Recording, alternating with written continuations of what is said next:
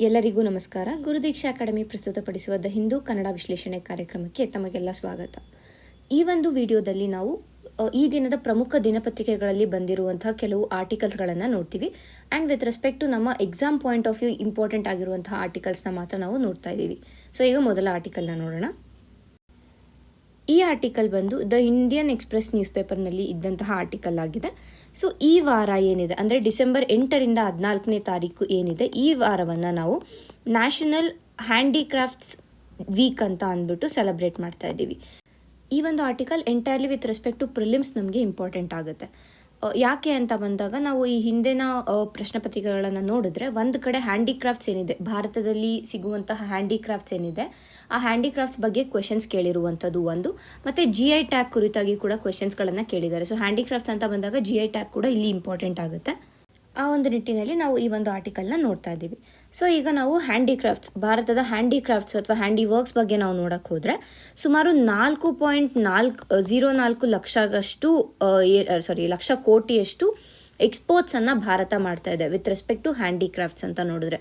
And over 90+ countries, 90ಕ್ಕೂ ಹೆಚ್ಚು ದೇಶಗಳಿಗೆ ಭಾರತದ ಹ್ಯಾಂಡಿಕ್ರಾಫ್ಟ್ಸನ್ನು ನಾವು ರಫ್ತು ಮಾಡ್ತಾ ಇದ್ದೀವಿ ಅನ್ನೋದು ನಾವು ತಿಳ್ಕೊಂಡಿರಬೇಕು. ಸೊ ಇದೆಲ್ಲ ಏನಾಗುತ್ತೆ, ನಮಗೆ ಒಂದು ಮೇನ್ಸ್ಗೆ ಬೇಕಾಗಿರುವಂಥ ಡೇಟಾ ಇಲ್ಲಿ ಸಿಗುತ್ತೆ. ಅಂದರೆ ನಾವು ಎಕಾನಾಮಿಕ್ ಡೆವಲಪ್ಮೆಂಟಲ್ಲಿ ಭಾರತದ ಹ್ಯಾಂಡಿಕ್ರಾಫ್ಟ್ಸ್ ಯಾವ ರೀತಿಯಾಗಿ ಕಾಂಟ್ರಿಬ್ಯೂಟ್ ಮಾಡುತ್ತೆ ಅನ್ನೋದಕ್ಕೆ ನಾವು ಇದನ್ನು ಎಕ್ಸಾಂಪಲ್ ಆಗಿ ಬರಿಬೋದು. ನಂತರ ಈಗಾಗಲೇ ಸುಮಾರು 1.7 ಲಕ್ಷದಷ್ಟು ಆರ್ಟಿಸನ್ಸ್ ಏನಿದ್ದಾರೆ ಅವರಿಗೆ ಈಗಾಗಲೇ ಏನು ಮಾರ್ಕೆಟ್ ಬೇಕು, ಅವ್ರಿಗೆ ಬೇಕಾಗಿರುವಂಥ ಮಾರ್ಕೆಟನ್ನು ಒದಗಿಸಿರುವಂಥದ್ದು ಕೇಂದ್ರ ಸರ್ಕಾರದ ಮತ್ತೊಂದು ಪ್ರಮುಖ ಸಾಧನೆ ಆಗಿದೆ ಅಂತ ಹೇಳ್ಬೋದು. ಸೊ ಯಾವಾಗ ಅವ್ರಿಗೆ ಡೈರೆಕ್ಟ್ ಮಾರ್ಕೆಟ್ ಆಕ್ಸೆಸ್ ಸಿಗುತ್ತೆ, ಅವರಿಲ್ಲಿ ಇಂಟರ್ಮೀಡಿಯರೀಸ್ ಹೋಗೋದಿಲ್ಲ, ಅಂದರೆ ಏನು ಮಧ್ಯವರ್ತಿಗಳಿರ್ತಾರೆ ಅವ್ರ ಹತ್ರ ಹೋಗೋದಿಲ್ಲ. ಸೊ ಅಲ್ಲಿ ಹೋಗಲಿಲ್ಲ ಅಂದರೆ ಅವ್ರಿಗೆ ನೀಡಬೇಕಾಗಿರುವಂಥ ಕಮಿಷನ್ ಏನಿರುತ್ತೆ ಆ ಕಮಿಷನ್ ಕೊಡೋಷ್ಟಿರೋಲ್ಲ. ಸೊ ಇವ್ರಿಗೆ ಏನು ಆರ್ಟಿಸನ್ಸ್ ಅಥವಾ ಶಿಲ್ಪಿಗಳು ಅಂತ ಏನು ಕರಿತೀವಿ ನಾವು, ಅಥವಾ ಆ ಒಂದು ಹ್ಯಾಂಡಿಕ್ರಾಫ್ಟ್ಸ್ ರಿಲೇಟೆಡ್ ಆಗಿರುವಂಥ ಕಾರ್ಮಿಕರು ಏನಿರ್ತಾರೆ ಅವರಿಗೆ ಡೈರೆಕ್ಟ್ ಅವರ ಒಂದು ಇನ್ಕಮ್ ಇನ್ಕ್ರೀಸ್ ಆಗುವಂಥದ್ದು ನಾವು ನೋಡ್ಬೋದು ಒಂದು ಕಡೆ. ಮತ್ತೊಂದು ಕಡೆ ಏನಾಗುತ್ತೆ, ನಮ್ಮ ಒಂದು ಕಲ್ಚರ್ ಏನಿದೆ with respect to this handicrafts, ಆ ಕಲ್ಚರ್ ಪ್ರಿಸರ್ವೇಷನ್ ಕೂಡ ಆಗುತ್ತೆ ಅನ್ನುವಂಥದ್ದು ನಾವು ಇಲ್ಲಿ ತಿಳ್ಕೊಬೇಕು. ತದನಂತರ ಏನು ಮಾಡಿದ್ದಾರೆ ಅಂತಂದರೆ ಸುಮಾರು 5,000ದಷ್ಟು ಎಕ್ಸಿಬಿಷನ್ಸನ್ನು ಕೂಡ ಅಂದರೆ ಈ ಏನು ಲೋಕಲ್ ಆರ್ಟಿಸನ್ಸ್ ಏನಿರ್ತಾರೆ ಅವರೊಂದು ಪ್ರಾಡಕ್ಟ್ಸನ್ನು ಪ್ರಮೋಟ್ ಮಾಡೋದಕ್ಕೆ ಸುಮಾರು 5,000ದಷ್ಟು ಎಕ್ಸಿಬಿಷನ್ಸನ್ನು ಕೂಡ ದೇಶದಾದ್ಯಂತ ನಾವು ಕೈಗೊಂಡಿದ್ದೀವಿ ಅನ್ನುವಂಥದ್ದು ಕೂಡ ಮತ್ತೊಂದು ಮುಖ್ಯ ವಿಚಾರ ಅಂತ ಹೇಳ್ಬೋದು. ಸೊ ಈ ರೀತಿಯಾಗಿ ಅನೇಕ ಸ್ಟೆಪ್ಸ್ಗಳನ್ನು ಗೌರ್ಮೆಂಟ್ ತಗೋತಾನೆ ಇದೆ. ಇನ್ನು ಇದ್ರ ಜೊತೆಗೆ ಸ್ಕಿಲ್ ಟ್ರೈನಿಂಗ್ ಕೊಡುವಂಥ ಸ್ಕೀಮ್ಸ್ಗಳಿರ್ಬೋದು, ತದನಂತರ ಅವ್ರಿಗೆ ಬೇಕಾಗಿರುವಂತಹ ಲೋನ್ಸ್ಗಳು ಇರ್ಬೋದು, ಇಲ್ಲಾಂತಂದರೆ ಅವ್ರಿಗೆ ಮಾರ್ಕೆಟ್ ಆಕ್ಸೆಸ್ ಕೊಡೋದಕ್ಕೆ ಇರ್ಬೋದು. ಈ ರೀತಿಯಾಗಿ ಒಟ್ಟಾರೆ ನಮ್ಮ ಒಂದು ಏನು ದೇಶೀಯ ವಸ್ತುಗಳು ಏನಿದ್ದಾವೆ, ಅಂದರೆ ಈ ಹ್ಯಾಂಡಿ ವರ್ಕ್ಸ್ ಏನಿರ್ತವೆ ಇವುಗಳನ್ನು ಪ್ರಮೋಟ್ ಮಾಡೋಕ್ಕೆ ಸರ್ಕಾರ ಈಗಾಗಲೇ ಬಹಳಷ್ಟು ಕ್ರಮಗಳನ್ನು ತಗೊಂಡಿದೆ. ಆದರೆ ಇನ್ನಷ್ಟು ಕ್ರಮಗಳನ್ನು ತಗೋಬೇಕು ಒಂದು ಕಡೆ. ಮತ್ತೊಂದು ಕಡೆ ಲೋಕಲ್ ಜನ ಏನಿದ್ದೀವಿ ನಾವು, ನಮ್ಮ ಭಾರತೀಯ ನಾಗರಿಕರು ಏನಿದ್ದೀವಿ ನಾವು ಕೂಡ ಈ ಒಂದು ಹ್ಯಾಂಡಿಕ್ರಾಫ್ಟ್ಸ್ಗಳಿಗೆ ಸಪೋರ್ಟ್ ಮಾಡಬೇಕು ಅನ್ನೋದು ನಾವು ತಿಳ್ಕೊಬೇಕು. ಆ್ಯಂಡ್ ಆಲ್ಸೋ ಇಲ್ಲಿ ನಮಗೆ ಪ್ರಿಲಿಮ್ಸ್ ಪಾಯಿಂಟ್ ಆಫ್ ವ್ಯೂ ಇನ್ನೊಂದು ಏನು ಇಂಪಾರ್ಟೆಂಟ್ ಆಗುತ್ತೆ ಅಂದರೆ, ಈಗಾಗಲೇ ಹೇಳಿರೋ ಥರ ಒಂದು ಈ ನ್ಯಾಷನಲ್ ವೀಕ್, ಹ್ಯಾಂಡಿಕ್ರಾಫ್ಟ್ಸ್ ವೀಕ್ ಏನಿದೆ ಇದ್ರ ಬಗ್ಗೆ ಇಂಪಾರ್ಟೆಂಟ್ ಆಗುತ್ತೆ. ತದನಂತರ ಇದನ್ನು ಏನಕ್ಕೆ ಮಾಡ್ತಾ ಇದ್ದೀವಿ, ಟು ಪ್ರಮೋಟ್ ಲೋಕಲ್ ಹ್ಯಾಂಡಿಕ್ರಾಫ್ಟ್ಸ್ ಅನ್ನುವಂಥದ್ದು ಒಂದು, ಮತ್ತು ಈ ವೋಕಲ್ ಫಾರ್ ಲೋಕಲ್ ಅನ್ನುವಂತಹ ಒಂದು ಧ್ಯೇಯ ವಾಕ್ಯ ಏನಿದೆ ನಮ್ಮ ಒಂದು ಸರ್ಕಾರದ್ದು, ಅದನ್ನು ಕೂಡ ಇಲ್ಲಿ ನಾವು ಪೂರೈಸ್ತಾ ಇದ್ದೀವಿ ಅಂತ ತಿಳ್ಕೊಬೇಕಾಗತ್ತೆ. ಇನ್ನು ಈ ಒಂದು ವಾರ ಏನು ಈ ಹ್ಯಾಂಡಿಕ್ರಾಫ್ಟ್ಸ್ ಪ್ರೋಗ್ರಾಮ್ ಅಂತ ಹೇಳಿದ್ದಾರೆ, ಈ ಒಂದು ವಾರದಲ್ಲಿ ಈ ಒಂದು ವಾರ ಏನಿದೆ ನ್ಯಾಷನಲ್ ಹ್ಯಾಂಡಿಕ್ರಾಫ್ಟ್ಸ್ ವೀಕ್ ಏನಿದೆ, ಈ ವೀಕಲ್ಲಿ ಯಾವ ರೀತಿಯಾದ ಒಂದು ಇವೆಂಟ್ಸನ್ನು ಪ್ಲ್ಯಾನ್ ಮಾಡಿದ್ದಾರೆ ಅಂತ ನಾವು ಯಾವ ಕಾರ್ಯಕ್ರಮಗಳನ್ನ ಹಮ್ಮಿಕೊಂಡಿದ್ದಾರೆ ಅಂತ ನಾವು ನೋಡಿದ್ರೆ, ಒಂದು ಕಡೆ ದಿಲ್ಲಿ ಹಾಟ್ ಅನ್ನೋದಿರ್ಬೋದು, ತದನಂತರ ಹ್ಯಾಂಡಿಕ್ರಾಫ್ಟ್ಸ್ಗಳಿಗೆ ಅವಾರ್ಡ್ಗಳನ್ನು ಕೊಡುವಂಥದ್ದಿರ್ಬೋದು, ಮತ್ತು ಹ್ಯಾಂಡ್ಲೂಮ್ ಹಾಟ್, ಕ್ರಾಫ್ಟ್ ಕಥಾ ಅನ್ನುವಂಥ ಒಂದು ಏನು ಈ ನೇಟಿವ್ ಹ್ಯಾಂಡ್ಲೂಮ್ಸ್ಗಳಿರ್ತವೆ ಅವುಗಳನ್ನು ಪ್ರಮೋಟ್ ಮಾಡೋದಕ್ಕೆ ಬೇರೆವಾದ ಒಂದು ಪ್ರೋಗ್ರಾಮ್ಸ್ಗಳನ್ನು ಹಮ್ಮಿಕೊಂಡಿದ್ದಾರೆ. ಸೊ ಈ ರೀತಿಯಾಗಿ ಇಡೀ ವಾರ ನಮ್ಮ ಒಂದು ಲೋಕಲ್ ಹ್ಯಾಂಡಿಕ್ರಾಫ್ಟ್ಸ್ ಏನಿದೆ ಇವುಗಳನ್ನು ಪ್ರಮೋಟ್ ಮಾಡ್ತಾ ಇದ್ದಾರೆ ಅನ್ನೋದು ನಾವು ತಿಳ್ಕೊಬೇಕು. So with respect to prelims point of view ನಮಗೆ ಈ ಒಂದು ಆರ್ಟಿಕಲ್ ಎಂಟೈರ್ಲಿ ಇಂಪಾರ್ಟೆಂಟ್ ಆಗುತ್ತೆ. ಮುಂದಿನ ಆರ್ಟಿಕಲ್ ನೋಡೋಣ. How hate speech is regulated in India and what Karnataka bill has proposed. So ಈ ಒಂದು ಆರ್ಟಿಕಲ್ನ ಕೂಡ ನಾವು ಇಂಡಿಯನ್ ಎಕ್ಸ್‌ಪ್ರೆಸ್ ನ್ಯೂಸ್ ಪೇಪರ್ನಿಂದ ತೊಗೊಂಡಿದ್ದೀವಿ. ಸೊ ಮೊದಲಿಗೆ ಈ ಒಂದು ಆರ್ಟಿಕಲ್ನಲ್ಲಿ ಕರ್ನಾಟಕ ಈ ಏನು ಚಳಿಗಾಲದ ಅಧಿವೇಶನ ನಡೆಯುತ್ತೆ ಅದರಲ್ಲಿ ಇಂಟ್ರೊಡ್ಯೂಸ್ ಮಾಡಬೇಕಾಗಿರುವಂಥ Karnataka hate speech and hate crimes prevention bill ಏನಿದೆ ಅದು ಒಂದು ಕಡೆ ಆದರೆ, ಮತ್ತೊಂದು ಕಡೆ ಭಾರತದಲ್ಲಿ ಈ ಒಂದು ದ್ವೇಷ ಭಾಷಣದ ಕುರಿತಾಗಿ ಯಾವ ಯಾವ ಕಾನೂನುಗಳಿವೆ ಅನ್ನೋದರ ಕುರಿತಾಗಿ ಕೂಡ ಇಲ್ಲಿ ನಾವು ತಿಳ್ಕೊತೀವಿ.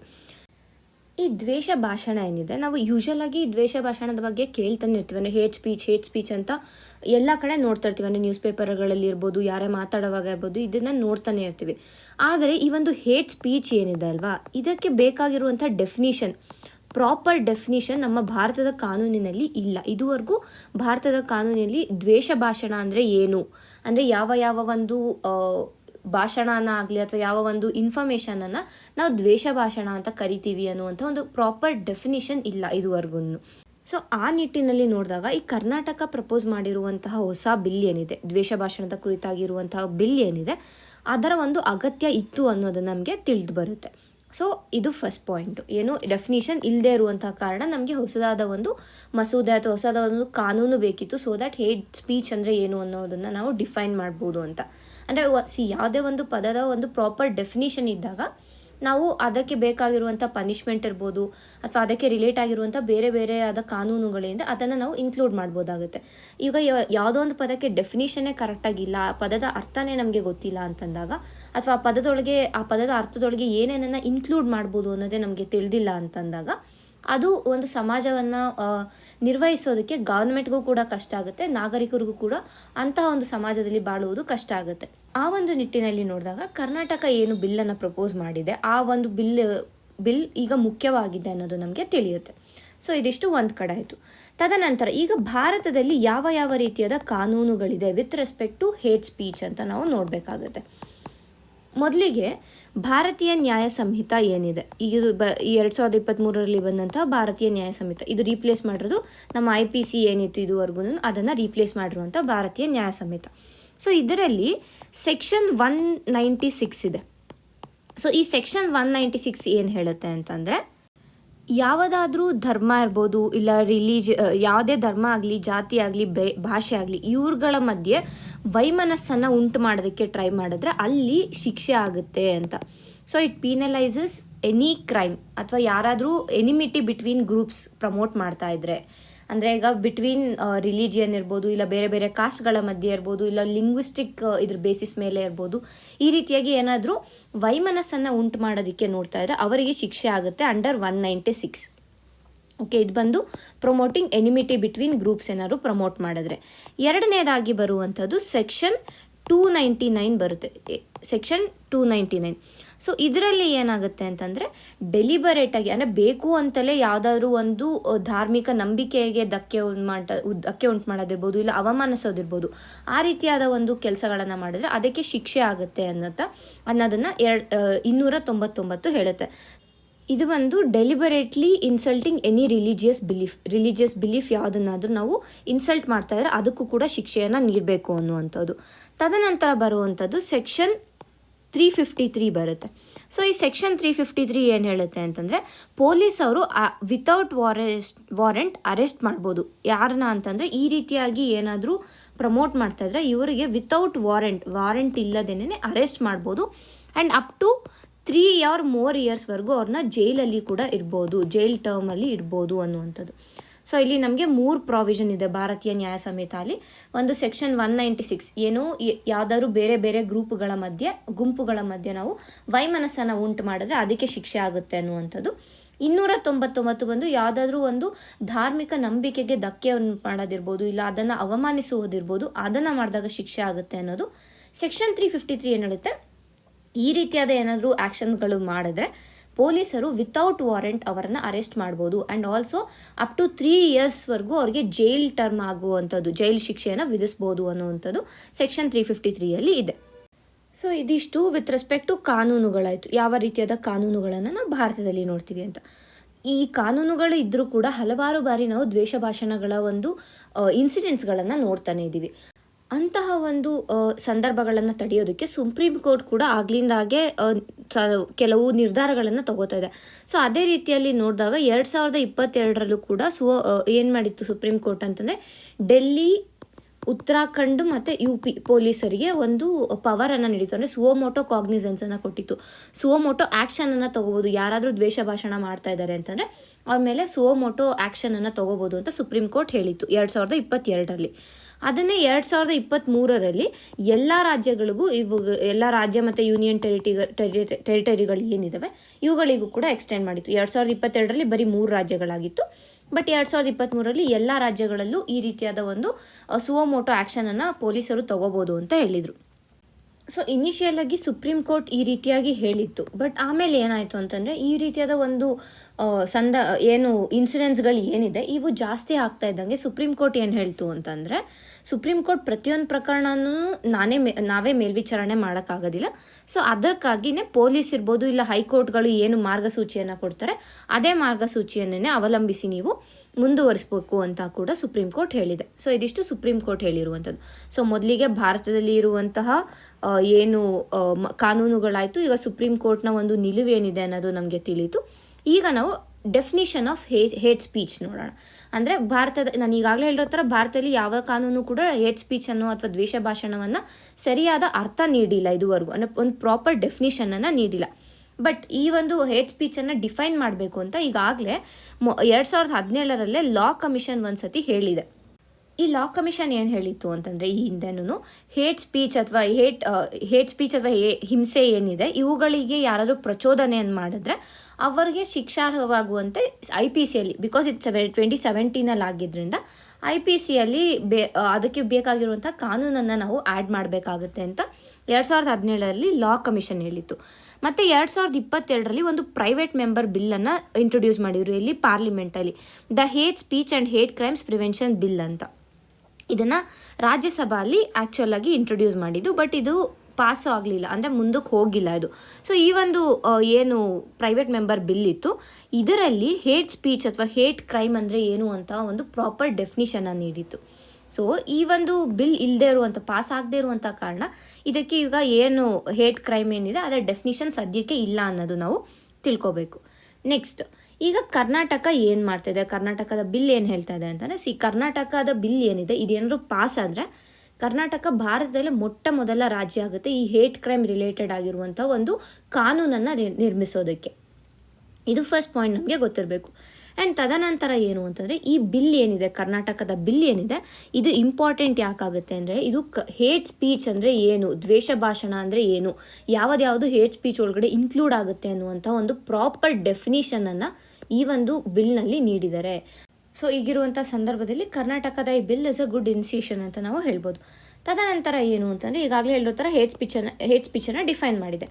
ಎರಡನೇದಾಗಿ ಏನು ಅಂತಂದರೆ, it includes sexual orientation and gender. ಅಂದರೆ ಏನು ಇದಿರಬೇಕು ಅಂದರೆ ವೈಡರ್ ಕವರೇಜನ್ನು ನೀಡ್ತಾ ಇದೆ ಈ ಒಂದು ಹೇಟ್ ಸ್ಪೀಚ್. ಅಂದರೆ based on just gender basis ಮೇಲೆ ಡಿವೈಡ್ ಮಾಡೋದಿರ್ಬೋದು, ಆ ರೀತಿಯಾಗಿ ಮಾಡ್ತಾ ಇಲ್ಲ, ಎಲ್ಲರನ್ನೂ ಇನ್ಕ್ಲೂಡ್ ಮಾಡುತ್ತೆ. So it is a holistic bill ಅಂತ ಹೇಳ್ಬೋದು. ಅಂದರೆ ಎಲ್ಲ ರೀತಿಯಾಗೂ ಇದು ಕವರ್ ಮಾಡುತ್ತೆ ಅನ್ನೋವಂಥದ್ದು. ತದನಂತರ ಏನು ಅಂತಂದರೆ, ಕಲೆಕ್ಟಿವ್ ಲಯಬಿಲಿಟಿ ಅನ್ನುವಂಥ ಒಂದು ಇಶ್ಯೂವನ್ನು ಅಥವಾ ಸಾಮೂಹಿಕ ಜವಾಬ್ದಾರಿ ಅನ್ನುವಂಥ ಒಂದು ಅಂಶವನ್ನು ಇಂಟ್ರೊಡ್ಯೂಸ್ ಮಾಡ್ತಿದೆ. ಸೊ ಏನು ಈ ಸಾಮೂಹಿಕ ಜವಾಬ್ದಾರಿ ಅಥವಾ ಸಮೂಹ ಜವಾಬ್ದಾರಿ ಅಂತ ಅಂದರೆ, ಈಗ ಯಾವುದೋ ಒಂದು ಆರ್ಗನೈಸೇಷನ್ನಲ್ಲಿ ಇರುವಂಥವರು ಈ ದ್ವೇಷ ಭಾಷಣವನ್ನು ಮಾಡಿದ್ದಾರೆ ಅಂತಂದರೆ ಎಂಟೈರ್ ಆರ್ಗನೈಸೇಷನ್ನೇ ಅದಕ್ಕೆ ರೆಸ್ಪಾನ್ಸಿಬಲ್ ಆಗಿರುತ್ತೆ ಅನ್ನುವಂಥದ್ದು. ಅಂದರೆ ಯಾರೋ ಒಬ್ಬರು ಮಾತ್ರ ಅಲ್ಲ, ಅಲ್ಲಿ it is a collective liability. Organisation ಪೂರ್ತಿಯದು ಅದು ಲಯಬಿಲಿಟಿ ಆಗಿತ್ತು. ಬಿಕಾಸ್ ಅವ್ರು ಮಾಡಿರುವಂಥ ದ್ವೇಷ ಭಾಷಣ ಅವರೇ ಮಾಡಿರ್ಬೋದು, ಅದನ್ನ ಆ್ಯನ್ ಇಂಡಿವಿಜುವಲ್ ಮಾಡಿರ್ಬೋದು ಅದನ್ನ. ಬಟ್ ಆ ಇಂಡಿವಿಜುವಲ್ ಆರ್ಗನೈಸೇಷನ್ಗೆ ಸೇರಿರೋದ್ರಿಂದ ಕಲೆಕ್ಟಿವ್ ಲಯಬಿಲಿಟಿಯಲ್ಲಿ ಇಂಟ್ರೊಡ್ಯೂಸ್ ಮಾಡಿದ್ದಾರೆ. ತದನಂತರ ಏನು ಅಂತಂದರೆ, it also allow state to block online hate content. ಆನ್ಲೈನಲ್ಲಿ ಯಾವುದೇ ರೀತಿಯಾದ ಹೇಟ್ ಕಂಟೆಂಟ್ ಇತ್ತು, ದ್ವೇಷ ಭಾಷಣ ಇರ್ಬೋದು ಇಲ್ಲ ಬೇರೆ ಯಾವುದೇ ರೀತಿಯಾದ ಹೇಟ್ ಕಂಟೆಂಟ್ ಇದೆ ಅಂದರೆ ಅದನ್ನು ರಾಜ್ಯ ಸರ್ಕಾರ ಏನಿದೆ ಅದು ಅದನ್ನು ತೆಗಿಬೋದು ಇಲ್ಲ ಬ್ಲಾಕ್ ಮಾಡ್ಬೋದು ಅನ್ನುವಂಥ ಒಂದು ಹೊಸದಾದ ಪ್ರಾವಿಷನ್ ಕೂಡ ಈ ಬಿಲ್ಲಲ್ಲಿ ಇದೆ. ಸೊ ಫಸ್ಟ್ ಆಫ್ ಆಲ್ ಈ ಒಂದು ಏನು ಬಿಲ್ ಇದೆ it is a good initiation ಅಂತ ಹೇಳ್ಬೋದು, ಈಗಾಗಲೇ ಹೇಳಿರೋ ಥರ. ತದನಂತರ ಏನು ಅಂತಂದರೆ, ಈ ಏನು ಭಾರತದಲ್ಲಿ ಬಹುಕಾಲದಿಂದ ಕಾನೂನಿನಲ್ಲಿ ಏನು ಖಾಲಿ ಜಾಗ ಇತ್ತು, ಅಂದರೆ ಹೇಟ್ ಸ್ಪೀಚ್ ಡೆಫಿನಿಷನ್ ಇರಲಿಲ್ಲ, ಈ ಕಲೆಕ್ಟಿವ್ ಲಯಬಿಲಿಟಿ ಇಲ್ಲದೆ ಇರುವಂಥದ್ದು, ಇದನ್ನು ಕರ್ನಾಟಕದ ಬಿಲ್ ಏನಿದೆ ಇದು ಅದನ್ನ ಪೂರ್ತಿಗೊಳಿಸಲು ಕರ್ನಾಟಕದ ಬಿಲ್ ಪ್ರಯತ್ನಿಸ್ತಾ ಇದೆ ಅನ್ನೋದನ್ನು ನಾವು ತಿಳ್ಕೊಬೇಕಾಗುತ್ತೆ. ಸೊ ಇದರ ಮುಂದಿನ ಒಂದು ಬೆಳವಣಿಗೆಗಳನ್ನು ನಾವು ಮುಂದಿನ ದಿನಗಳಲ್ಲಿ ನೋಡ್ತಾ ಹೋಗೋಣ. ಈಗ ಮುಂದಿನ ಆರ್ಟಿಕಲ್ ನೋಡೋಣ. With only 26% deaths having certified cause, Karnataka keen to enhance the rate. ಈ ಒಂದು ಆರ್ಟಿಕಲ್ನ ನಾವು ದ ಹಿಂದೂ ನ್ಯೂಸ್ ಪೇಪರ್ನಿಂದ ತೊಗೊಂಡಿದ್ದೀವಿ. ಸೊ ಈ ಒಂದು ಆರ್ಟಿಕಲ್ ಎಂಟೈರ್ ಆಗಿ ಮಾತಾಡ್ತಾ ಇರೋದು ಪಬ್ಲಿಕ್ ಹೆಲ್ತ್ ಗವರ್ನೆನ್ಸ್ ಬಗ್ಗೆ ಮಾತಾಡುತ್ತೆ. ಈ ಏನು ಪಬ್ಲಿಕ್ ಹೆಲ್ತ್ ಗವರ್ನೆನ್ಸ್ ಇಶ್ಯೂ ಇದೆ ಅದರ ಕುರಿತಾಗಿ ಇಲ್ಲಿ ಮಾತಾಡ್ತಾ ಇದ್ದಾರೆ. ಸೊ ಮೊದಲಿಗೆ ಏನು ನಮಗೆ ಇಲ್ಲಿ ಒಂದು ಹೆಡ್ಡಿಂಗಿಂದ ಏನು ತಿಳಿಯುತ್ತೆ ಅಂತಂದರೆ, ಕರ್ನಾಟಕದಲ್ಲಿ ಇರುವಂತಹ ರಿಜಿಸ್ಟರ್ಡ್ ಡೆತ್ಸ್ ಏನಿದೆ, ಅಂದರೆ ಈ ಸಾವುಗಳನ್ನು ಏನು ನೋಂದಾಯಿಸ್ತೀವಿ ಅದರಲ್ಲಿ ಕೇವಲ 26% ಮಾತ್ರನೇ ಇದಕ್ಕೆ ಸರ್ಟಿಫೈಡ್ ಆಗಿದೆ. ಅಂದರೆ ವೈದ್ಯಕೀಯವಾಗಿ ಇದಕ್ಕೆ ಪ್ರಮಾಣ ಪತ್ರವನ್ನು ಏನು ಡೆತ್ ಸರ್ಟಿಫಿಕೇಟನ್ನು ಕೊಡ್ತಾರೆ ಅದು ವೈದ್ಯಕೀಯವಾಗಿ ಪ್ರಮಾಣ ಆಗಿರೋದು ಕೇವಲ 26% ಅಷ್ಟೇ. ಹಾಗಾಗಿ ಏನು ಮಾಡಬೇಕು, ಉಳಿದ ಇರುವಂತಹ ಏನು ಪರ್ಸೆಂಟೇಜ್ ಏನಿದೆ ಅದನ್ನು ಕೂಡ ನಾವು ಅಂಡರ್ ಸರ್ಟಿಫೈಡಲ್ಲಿ ತರಬೇಕು, ಮೆಡಿಕಲಿ ಸರ್ಟಿಫೈಡ್ ಇರಬೇಕು ಅನ್ನುವಂಥದ್ದು. ಅದರ ಬಗ್ಗೆ ಕರ್ನಾಟಕ ಸರ್ಕಾರ ಎನ್ಹ್ಯಾನ್ಸ್ ಮಾಡಬೇಕು. ಈ ರೇಟ್ ಏನಿದೆ, ಈ certified rate, death certified rates ಏನಿದೆ ಆ ರೇಟನ್ನು ಎನ್ಹ್ಯಾನ್ಸ್ ಮಾಡಬೇಕು ಅಂತ ಈ ಒಂದು ಆರ್ಟಿಕಲ್ನಲ್ಲಿ ಮಾತಾಡ್ತಾ ಇದ್ದಾರೆ. ಇವಾಗ ಏನಾಗುತ್ತೆ ಅಂದರೆ, ಸಾವುಗಳ ನಿಖರ ಕಾರಣಗಳ ಮಾಹಿತಿ ಇಲ್ಲ ಅಂತಂದರೆ ನಮಗೆ ಇವಾಗ ಒಂದು ಸಾವಾಗಿದೆ, ಬಟ್ ಅದಕ್ಕೆ ಬೇಕಾಗಿರುವಂತಹ ಪ್ರಾಪರ್ ರೀಸನ್ ನಮ್ಮ ಹತ್ರ ಗೊತ್ತಿಲ್ಲ. ಅದಕ್ಕೆ ಯಾಕೆ ಆ ಸಾವಾಗಿದೆ ಅನ್ನುವಂಥ ಪ್ರಾಪರ್ ರೀಸನ್ ಇಲ್ಲ ಅಂತಂದರೆ, ಈ ಏನು ಡಿಸೀಸ್ ಸರ್ವೆಲೆನ್ಸ್ ಏನಿರುತ್ತೆ, ಡಿಸೀಸ್ ಸರ್ವೆಲೆನ್ಸ್ ಇರ್ಬೋದು, ಇಲ್ಲ ರಿಸೋರ್ಸ್ ಅಲೋಕೇಶನ್ ಇರ್ಬೋದು, ಇಲ್ಲ ಹೆಲ್ತ್ ಪಾಲಿಸಿಗಳನ್ನು ಮಾಡೋದಿರ್ಬೋದು, ಇದೆಲ್ಲ ಕೂಡ ಡಿಫಿಕಲ್ಟ್ ಆಗುತ್ತೆ. ಇವಾಗ ಫಾರ್ ಎಕ್ಸಾಂಪಲ್ ಕೋವಿಡ್ ತೊಗೊಳ್ಳೋಣ. ಕೋವಿಡಲ್ಲಿ ಅದು ಕೋವಿಡ್ ಅಂತ ಗೊತ್ತಾದ ಮೇಲೆ ನಮಗೆ ಅದನ್ನ ಯಾವ ರೀತಿಯಾಗಿ ಸರ್ವೇಲೆನ್ಸ್ ಮಾಡಬೇಕು, ಇಲ್ಲ ಅದಕ್ಕೆ ಯಾವ ರೀತಿಯಾದ ರಿಸೋರ್ಸನ್ನು ಅಲೋಕೇಟ್ ಮಾಡಬೇಕು, ಯಾವ ರೀತಿಯಾದ ಹೆಲ್ತ್ ಪಾಲಿಸಿಗಳು ಬೇಕು ಅನ್ನೋದು ನಮಗೆ ತಿಳಿತು. ಈಗ ನಮಗೆ ಅದು ಕೋವಿಡ್ ಅಂತಲೇ ತಿಳಿದಿಲ್ಲ, ಅದು ಯಾಕೆ ಆ ಸಾವುಗಳಾಗ್ತಾ ಇದೆ ಅಂತಲೇ ನಮಗೆ ತಿಳಿದಿಲ್ಲ ಅಂದಿದ್ದರೆ ಇದು ಯಾವುದೂ ಮಾಡೋಕ್ಕೆ ಆಗ್ತಾ ಇರಲಿಲ್ಲ. ಹಾಗಾಗಿ ಯಾವುದೇ ಒಂದು ಮರಣ ಆಗ್ತಾ ಇದೆ ಅಲ್ಲಿ ಅಂತ ಅಂದರೆ, ಅಲ್ಲಿ ಯಾವುದೋ ಒಂದು ಸಾವಾಗಿದೆ ಅಂತಂದರೆ ಅದಕ್ಕೆ ಬೇಕಾಗಿರುವಂಥ ಪ್ರಾಪರ್ ರೀಸನ್ ಬೇಕು. ಆ ಪ್ರಾಪರ್ ರೀಸನ್ನ ಯಾವಾಗ ಸಿಗುತ್ತೆ ನಮಗೆ, ಡೆತ್ ಸರ್ಟಿಫಿಕೇಟ್ ಸಿಕ್ಕಾಗ. ಡೆತ್ ಸರ್ಟಿಫಿಕೇಟ್ ಅಂತ ಬಂದಾಗ ಏನಾಗುತ್ತೆ, ಇಲ್ಲಿ ಡಾಕ್ಟರ್ಸ್ ಏನು ಮಾಡಿರ್ತಾರೆ, ಮೆಡಿಕಲಿ ಅಪ್ರೂವ್ಡ್ ಆಗಿರುತ್ತೆ ಅದು. ಅಂದರೆ ಯಾವಾಗ ಈ ಮೆಡಿಕಲಿ ಅಪ್ರೂವ್ಡ್ ಸರ್ಟಿಫಿಕೇಟ್ಸ್ ಇರುತ್ತೆ, ಅದು ಮೆಡಿಕಲಿ ಅಪ್ರೂವ್ಡ್ ಸರ್ಟಿಫಿಕೇಟ್ಸ್ ಆದಾಗ ಅದರಲ್ಲಿ ರೀಸನ್ಸನ್ನು ಕೊಟ್ಟಿರ್ತಾರೆ ಅವರು, ಅಂದರೆ ಯಾಕೆ ಈ ಒಂದು ಡೆತ್ ಆಗಿದೆ ಅಂತ. ಇದರಿಂದ ಏನಾಗುತ್ತೆ ಅಂತಾರೆ, ನಮಗೆ ಒಂದು ಡೇಟಾ ಸಿಗುತ್ತೆ, ಅಂದರೆ ಯಾವ ಒಂದು ಕಾರಣದಿಂದ ಹೆಚ್ಚಿನದಾಗಿ ಸಾವಾಗ್ತಾ ಇದೆ ಒಂದು ರಾಜ್ಯದಲ್ಲಿ ಅಂತ ನಮಗೆ ತಿಳಿದಾಗ ಅದನ್ನು ಯಾವ ರೀತಿಯಾಗಿ ಇಂಪ್ರೂವ್ ಮಾಡ್ಕೋಬೋದು ಅನ್ನೋದು ನಾವು ಕಾನ್ಸಂಟ್ರೇಟ್ ಮಾಡ್ಬೋದಾಗುತ್ತೆ. With respect to this, Karnataka ಏನು ಮಾಡಿದೆ, ಕರ್ನಾಟಕ ಸರ್ಕಾರ ಏನು ಮಾಡಿದೆ ಅಂತ ನಾವು ನೋಡೋಕೆ ಹೋದರೆ ಏನು ಮಾಡಿದೆ ಅಂತ ಅಂದರೆ, ಒಂದು ಮಾರ್ಗಸೂಚಿಯನ್ನು ನೀಡಿದೆ, ಒಂದು ಗೈಡ್ಲೈನ್ಸನ್ನು ನೀಡಿದೆ. Under medical certification of cause of death ಅನ್ನುವಂಥ ಸಿಸ್ಟಮ್ ಏನಿದೆ ಇದರ ಅಂಡರಲ್ಲಿ ಒಂದು ಗೈಡ್ಲೈನ್ಸನ್ನು ನೀಡಿದೆ. ಏನು ಈ ಗೈಡ್ಲೈನ್ಸ್ ಅಂತಂದರೆ, ಒಂದು ಕವರೇಜನ್ನು ಇನ್ಕ್ರೀಸ್ ಮಾಡಬೇಕು, ಮತ್ತೊಂದು ಕ್ವಾಲಿಟಿಯನ್ನು ಇನ್ಕ್ರೀಸ್ ಮಾಡಬೇಕು ಅನ್ನುವಂಥದ್ದು. ಇವೆರಡು ಇನ್ಕ್ರೀಸ್ ಮಾಡಿದಾಗ ಏನಾಗುತ್ತೆ, ನಮಗೆ ಹೆಚ್ಚಿನ ಸಂಖ್ಯೆಯಲ್ಲಿ ಈ ಒಂದು ರಿಜಿಸ್ಟರ್ಡ್ ಡೆತ್ಸ್ ಏನಾಗುತ್ತೆ, ಡೆತ್ಸ್ ಏನಿದೆ ಆ ಸಾವುಗಳಿಂದ ಅವುಗಳನ್ನು ನಾವು ನೋಂದಾಯಿಸ್ಬೋದು. ಅದರಿಂದ ಕವರೇಜ್ ಕೂಡ ಇನ್ಕ್ರೀಸ್ ಮಾಡಬೇಕು, ಕ್ವಾಲಿಟಿ ಕೂಡ ಇನ್ಕ್ರೀಸ್ ಮಾಡಬೇಕು ಅನ್ನುವಂಥದ್ದು.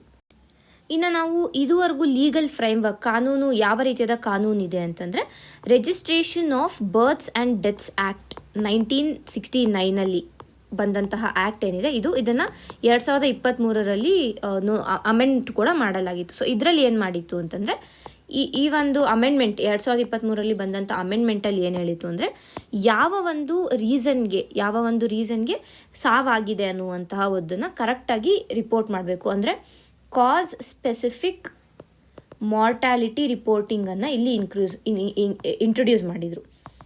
ಕಾಸ್ ಸ್ಪೆಸಿಫಿಕ್ ಮಾರ್ಟಾಲಿಟಿ ರಿಪೋರ್ಟಿಂಗನ್ನು ಈ 2023 under registrations of birth and deaths ಆ್ಯಕ್ಟಲ್ಲಿ ಇಂಟ್ರೊಡ್ಯೂಸ್ ಮಾಡಿದರು. ಇದು ಅಷ್ಟಾಗಿ ಇನ್ನೂ ಎಫೆಕ್ಟಿವ್ ಆಗಿಲ್ಲ, ಯಾಕೆಂದರೆ because only 26% deaths have been certified like with cause ಅಂತ. ಇವಾಗ ಹೊಸದಾಗಿ ನೀಡಿರುವಂಥ ಮಾರ್ಗಸೂಚಿ ಅಥವಾ ಹೊಸದಾಗಿ ನೀಡಿರುವಂಥ ರೂಲ್ಸ್ ಏನಿದೆ ಇದನ್ನು ಜನವರಿ 16, 2025 ಜಾರಿಗೆ ತರಬೇಕು ಅಂತ ಡಿಸೈಡ್ ಮಾಡಿದ್ದಾರೆ. ಏನು ಈ ಹೊಸ ರೂಲ್ಸ್ ಅಂದರೆ, ಮೊದಲಿಗೆ ಇವಾಗ ಹಾಸ್ಪಿಟಲ್ಗಳಲ್ಲಿ ಸಾವಾಗಿದ್ರೆ ಫಾರ್ಮ್ 4 ಅನ್ನುವಂಥ ಫಾರ್ಮನ್ನು ಫಿಲ್ ಮಾಡಬೇಕು. ಅದೇ ಮನೆಗಳಲ್ಲಿ ಆಚೆ ಎಲ್ಲಾದರೂ ಬೇರೆ ಕಡೆ ಎಲ್ಲರೂ ಸಾವಾಗಿದ್ರೆ ಫಾರ್ಮ್ 4A ಅನ್ನುವಂಥ ಫಾರ್ಮನ್ನು ಫಿಲ್ ಮಾಡಬೇಕಾಗುತ್ತೆ. ಈ ಎರಡೂ ಫಾರ್ಮ್ಗಳೇನಿದೆ ಎಲ್ಲ ಖಾಸಗಿ ಹಾಗೂ ಏನು ಗೌರ್ಮೆಂಟ್ ಹಾಸ್ಪಿಟಲ್ಗಳಲ್ಲಿ ಏನಿದ್ದಾವೆ ಆ ಹಾಸ್ಪಿಟಲ್ಗಳಲ್ಲಿ ಈ ಫಾರ್ಮ್ಗಳ ಲಭ್ಯತೆ ಕರೆಕ್ಟಾಗಿರಬೇಕು. ಇದನ್ನು ಫಾರ್ಮ್ 4 ಬಂದು ಆಸ್ಪತ್ರೆಯಲ್ಲೇ ಏನಾದರೂ ಸಾವಪ್ಪಿದ್ರೆ ಈ ಫಾರ್ಮ್ 4 ಫಿಲ್ ಮಾಡುವಂಥದ್ದು. 4A ಬಂದು ಮನೆಯಲ್ಲಿ ಆಚೆ ಎಲ್ಲಾದರೂ ಆಕ್ಸಿಡೆಂಟ್ ಮುಖಾಂತರ ಸಾವಾಗಿದ್ರೆ ಆವಾಗ ಫಿಲ್ ಮಾಡುವಂಥದ್ದು. ಈ ಒಂದು ಫಾರ್ಮ್ಗಳೇನಿದೆ ಎಲ್ಲ ಸರ್ಕಾರಿ ಮತ್ತು ಖಾಸಗಿ ಆಸ್ಪತ್ರೆಗಳಲ್ಲೂ ಕೂಡ ಇವುಗಳನ್ನು ನೀಡೋದು ಕಡ್ಡಾಯವಾಗಿ ಮಾಡಬೇಕು ಅನ್ನುವಂಥದ್ದು ಮೊದಲನೇದು. ಎರಡನೇದಾಗಿ ಏನು ಅಂತಂದರೆ ಈ ಒಂದು ಸರ್ಟಿಫಿಕೇಟ್ಗಳು ಏನಿರ್ತದೆ ಇದು ಫಿಲ್ ಮಾಡಿರ್ತಾರೆ, ಫಿಲ್ ಮಾಡಿದ್ಮೇಲೆ ಆನ್ಲೈನ್ ಅಪ್ಡೇಟ್ ಮಾಡಬೇಕು ಈ ಒಂದು ಫಾರ್ಮ್ಗಳನ್ನು. ಎಲ್ಲಿ ಅಂತಂದರೆ ಈ ಜನ್ಮ ಅನ್ನುವಂಥ ಪ್ಲ್ಯಾಟ್ಫಾರ್ಮ್ ಏನಿದೆ, ಈ ಒಂದು ಪ್ಲ್ಯಾಟ್ಫಾರ್ಮಲ್ಲಿ ಆನ್ಲೈನಲ್ಲಿ ಅಪ್ಡೇಟ್ ಮಾಡಬೇಕು. ಸೊ ಒಂದು ಕಡೆ ಇಲ್ಲಿ ಅಪ್ಡೇಟ್ ಮಾಡಬೇಕು ಆನ್ಲೈನಲ್ಲಿ. ಎರಡನೇದಾಗಿ ಏನು ಅಂದರೆ ಲೋಕಲ್ ರಿಜಿಸ್ಟ್ರಾರ್ಗೆ ಮತ್ತು ಆ ಒಂದು ಫ್ಯಾಮಿಲಿ ಏನಿರ್ತಾರೆ ಫ್ಯಾಮಿಲಿಗೂ ಕೂಡ ಒಂದು ಕಾಪಿಯನ್ನು ನೀಡಬೇಕು ಅನ್ನುವಂಥದ್ದು. ತದನಂತರ ಏನು ಅಂತಂದರೆ ಎಲ್ಲ ಹಾಸ್ಪಿಟ್ಲು ಕೂಡ ಮಂತ್ಲಿ ಡೆತ್ ಕೌಂಟ್ಸನ್ನು ಕೊಡಬೇಕು. ಪ್ರತಿಯೊಂದು ಹಾಸ್ಪಿಟ್ಲು ಮ್ಯಾಂಡೇಟರಿಯಾಗಿ ತಿಂಗಳಿಗೆ ಎಷ್ಟು ಸಾವುಗಳಾಗಿದೆ ಅನ್ನುವಂಥದ್ದನ್ನು ರಿಪೋರ್ಟ್ ಮಾಡಬೇಕು ಅಂಥದ್ದು. ಆ್ಯಂಡ್ ಏನೂ ಸಾವಾಗಿಲ್ಲ ಅಂತಂದರೆ ನಿಲ್ ರಿಪೋರ್ಟ್ಸ್ ಅನ್ನುವಂಥದ್ದನ್ನು ಕೂಡ ಅವರು ಅಲ್ಲಿ ಕೊಡಬೇಕು ಅನ್ನೋದನ್ನು ಇಲ್ಲಿ ಹೇಳ್ತದೆ. ತದನಂತರ ಏನು ಅಂತಂದರೆ ಪ್ರತಿಯೊಂದು ಎಲ್ಲೇ ಆಗಲಿ ಸಾವನ್ನು ಅಪ್ಪಿದ್ದಾರೆ, ಎಲ್ಲೇ ಒಂದು ಸಾವಾಗಿದೆ ಅಂತಂದರೆ ವಿತಿನ್ 21 ಡೇಸ್ ಇದರ ಮಾಹಿತಿಯನ್ನು ನಾವು ಅಪ್ಲೋಡ್ ಮಾಡಬೇಕು. ಅಂದರೆ ಏನು ಪ್ರಮಾಣೀಕರಿಸ್ಕೋಬೇಕು ಅದನ್ನು, ಅಂದರೆ 21 ದಿನದ ಒಳಗಡೆ ಈ ಒಂದು ಡೆತ್ಸ್ಗಳನ್ನು ಸಾವುಗಳನ್ನು ಪ್ರಮಾಣೀಕರಿಸಿರಬೇಕು. ಅಂದರೆ ಅದನ್ನು ಸರ್ಟಿಫೈ ಮಾಡಿಸಿರಬೇಕು ಅನ್ನುವಂಥದ್ದು ಕೂಡ ಹೊಸದಾದ ಒಂದು ಕಾನೂನು. ಈ 4 ಕಾನೂನುಗಳು ಏನಿದೆ, ಅಂದರೆ 4 ರೂಲ್ಸ್ಗಳೇನಿದೆ ಇದನ್ನು ಸರ್ಕಾರ ತರೋದಕ್ಕೆ ನಿರ್ಧರಿಸಿದೆ. ಅಂದರೆ January 16, 2025 ಇದನ್ನು ತರಬೇಕು ಅನ್ನುವಂಥದ್ದು. ಸೊ ಇದರಿಂದ ಏನಾಗುತ್ತೆ ಅಂತಂದರೆ ಈ ಏನು ಮಾರ್ಟಾಲಿಟಿ ಡೇಟಾ ಏನು ಕಡಿಮೆ ಇದೆ ಆ ಡೇಟಾವನ್ನು ಇಲ್ಲಿ ನಿವಾರಿಸ್ಬೋದು. ಇದರಿಂದ ಏನಾಗುತ್ತೆ ಅಂತಂದರೆ ಹೆಲ್ತ್ ಕ್ವಾಲಿಟಿಯನ್ನು ಅಥವಾ ಹೆಲ್ತ್ ಪ್ಲ್ಯಾನಿಂಗ್ ಏನಿದೆ, ಈ ಪಬ್ಲಿಕ್ ಹೆಲ್ತ್ ಪಾಲಿಸಿಯನ್ನು ಮಾಡೋದಿರ್ಬೋದು, ರಿಸೋರ್ಸ್ ಅಲೋಕೇಶನ್ ಇರ್ಬೋದು, ಇಲ್ಲ ಸರ್ವೆಲೆನ್ಸ್ ಇರ್ಬೋದು, ಇದೆಲ್ಲದನ್ನು ಕೂಡ ನಾವು ಇಂಪ್ರೂವ್ ಮಾಡ್ಬೋದು. ಓವರಾಲ್ ನಮ್ಮ ಒಂದು ಹೆಲ್ತ್ ಗವರ್ನೆನ್ಸ್ ಏನಿದೆ ಆ ಪಬ್ಲಿಕ್ ಹೆಲ್ತ್ ಗವರ್ನೆನ್ಸನ್ನು ಇಂಪ್ರೂವ್ ಮಾಡ್ಬೋದು ಅನ್ನುವಂಥದ್ದು ನಾವು ಇಲ್ಲಿ ತಿಳ್ಕೊತಾ ಇದ್ದೀವಿ. ಈಗ ಮುಂದಿನ ಆರ್ಟಿಕಲ್ ನೋಡೋಣ.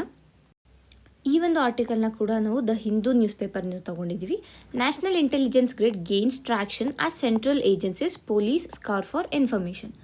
ಸೊ ಈ ಒಂದು ಆರ್ಟಿಕಲ್ನಲ್ಲಿ ನಾವು ನ್ಯಾಟ್ ಗ್ರಿಡ್ ಬಗ್ಗೆ, ಏನು ನ್ಯಾಷನಲ್ ಇಂಟೆಲಿಜೆನ್ಸ್ ಗ್ರಿಡ್ ಅಂತ ಇದೆ ಅದನ್ನು ನಾವು ನ್ಯಾಟ್ ಗ್ರಿಡ್ ಅಂತ ಕೂಡ ಕರಿತೀವಿ. ಸೊ ಇದರ ಕುರಿತಾಗಿ ನಾವು ಇಲ್ಲಿ ಒಂದು ಮಾಹಿತಿಯನ್ನು ತಿಳ್ಕೊತಾ ಇದ್ದೀವಿ. ಮೊದಲಿಗೆ ಈ ಒಂದು ನ್ಯಾಟ್ ಗ್ರಿಡ್ ಅಂದರೆ ಏನು ಅನ್ನೋದು ನಮಗೆ ಗೊತ್ತಿರಬೇಕು. ಸೊ ಈ ನ್ಯಾಟ್ ಗ್ರಿಡ್ ಅನ್ನುವಂಥ ಕಾನ್ಸೆಪ್ಟನ್ನು 2009 ನಾವು ಜಾರಿಗೆ ತಂದಿದ್ದು. ಯಾವಾಗ ಅಂದರೆ ಈ 26/11 ಮುಂಬೈ ಅಟ್ಯಾಕ್ ಏನಾಯಿತು, ಮುಂಬೈ ಟೆರರ್ ಅಟ್ಯಾಕ್ ಏನಾಯಿತು, ಇದು ಆದ ತದನಂತರ ಈ ನ್ಯಾಷನಲ್ ಗ್ರಿಡ್ಡನ್ನು ನಾವು ಜಾರಿಗೆ ತಂದಿರುವಂಥದ್ದು. ಸೊ ಏನು ಮಾಡುತ್ತೆ, ಇದರ ಮುಖ್ಯ ಉದ್ದೇಶ ಏನು ಅಥವಾ ಆಬ್ಜೆಕ್ಟಿವ್ ಏನು ಅಂತಂದರೆ ಇದು ಈ ಒಂದು ಬೇರೆ ಬೇರೆ ಏಜೆನ್ಸಿಗಳು, ಇಂಟೆಲಿಜೆನ್ಸ್ ಏಜೆನ್ಸಿಗಳು ಏನಿದೆ ಭಾರತದಲ್ಲಿ, ಈಗ ಫಾರ್ ಎಕ್ಸಾಂಪಲ್ ರಾ ಇರ್ಬೋದು, IB ಇರ್ಬೋದು, ಸೊ ಈ ಎಲ್ಲ ಒಂದು ಏನು ಬೇರೆ ಬೇರೆ ಇಂಟೆಲಿಜೆನ್ಸ್ ಏಜೆನ್ಸಿಗಳಿದೆ ಇವುಗಳ ಮಧ್ಯೆ ಒಂದು ಕೋಆರ್ಡಿನೇಷನ್, ಒಂದು ಕೋಆಪ್ರೇಷನನ್ನು ಎನ್ಹಾನ್ಸ್ ಮಾಡೋದಕ್ಕೆ ಈ ಒಂದು ನ್ಯಾಷನಲ್ ಗ್ರಿಡ್ ಅನ್ನುವಂಥದ್ದು, ನ್ಯಾಷನಲ್ ಇಂಟೆಲಿಜೆನ್ಸ್ ಗ್ರಿಡ್ ಅನ್ನುವಂಥದ್ದನ್ನ ನಾವು ಜಾರಿಗೆ ತಂದಿರೋದು.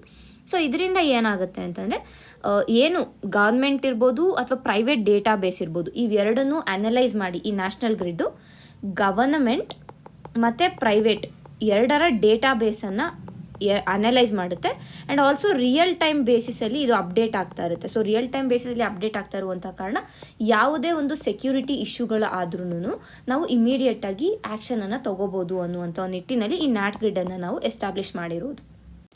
ಸೊ ಈ ನ್ಯಾಟ್ ಗ್ರಿಡಲ್ಲಿ ಯಾವ ಇನ್ಫಾರ್ಮೇಷನ್ ನಮಗೆ ಸಿಗುತ್ತೆ ಅಂದರೆ ಆಧಾರ್ ಇನ್ಫಾರ್ಮೇಷನ್ ಇರ್ಬೋದು, DL ಬಗ್ಗೆ ಇರ್ಬೋದು, ಇಲ್ಲ ಬ್ಯಾಂಕ್ ರೆಕಾರ್ಡ್ಸ್ ಇರ್ಬೋದು, ಇಲ್ಲ ಏರ್ಲೈನ್ ರೆಕಾರ್ಡ್ಸ್ ಇರ್ಬೋದು, ಈ ರೀತಿಯಾಗಿ ಹಲವಾರು ವಿಧವಾದ ಡೇಟಾಗಳು ಸಿಗುತ್ತೆ.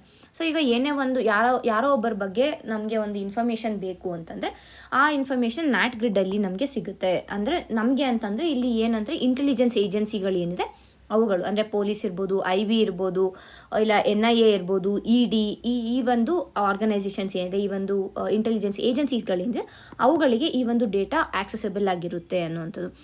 ಆ್ಯಂಡ್ ಇಲ್ಲಿ ಆಧಾರ್ ಅಂತ ಬಂದ ತಕ್ಷಣ ಮತ್ತೆ ಇಲ್ಲಿ ನಮಗೆ ಪ್ರಾಬ್ಲಮ್ ಏನು ಕಾಣಿಸುತ್ತೆ ಅಂತಂದರೆ ಡೇಟಾ ಪ್ರೈವಸಿ ಒಂದು ಪ್ರಾಬ್ಲಮ್ ಥರ ಕಾಣಿಸುತ್ತೆ. ಬಟ್ ಈ ನ್ಯಾಷನಲ್ ಇಂಟೆಲಿಜೆನ್ಸ್ ಗ್ರಿಡ್ ಏನಿದೆ ಅಥವಾ ನ್ಯಾಟ್ ಗ್ರಿಡ್ ಏನಿದೆ ಇದರಲ್ಲಿ ಈ ಡೇಟಾ ಪ್ರೈವಸಿಯನ್ನು ಪ್ರೊಟೆಕ್ಟ್ ಮಾಡಿದ್ದೀವಿ ಅಂತ ಕೂಡ ಇಲ್ಲಿ ಹೇಳ್ತಾ ಇದ್ದಾರೆ ಒಂದು. And also without any FIR ಇಲ್ದಿರಾನೇ ಇಲ್ಲಿ ನ್ಯಾಟ್ ಗ್ರಿಡ್ಡಲ್ಲಿ ಈ ಒಂದು ಡೇಟಾನ ಆಕ್ಸೆಸ್ ಮಾಡ್ಬೋದು. FIRನ ಅಗತ್ಯ ಇರೋದಿಲ್ಲ ಅನ್ನೋದು ಕೂಡ ನಮಗೆ ಗೊತ್ತಿರಬೇಕು.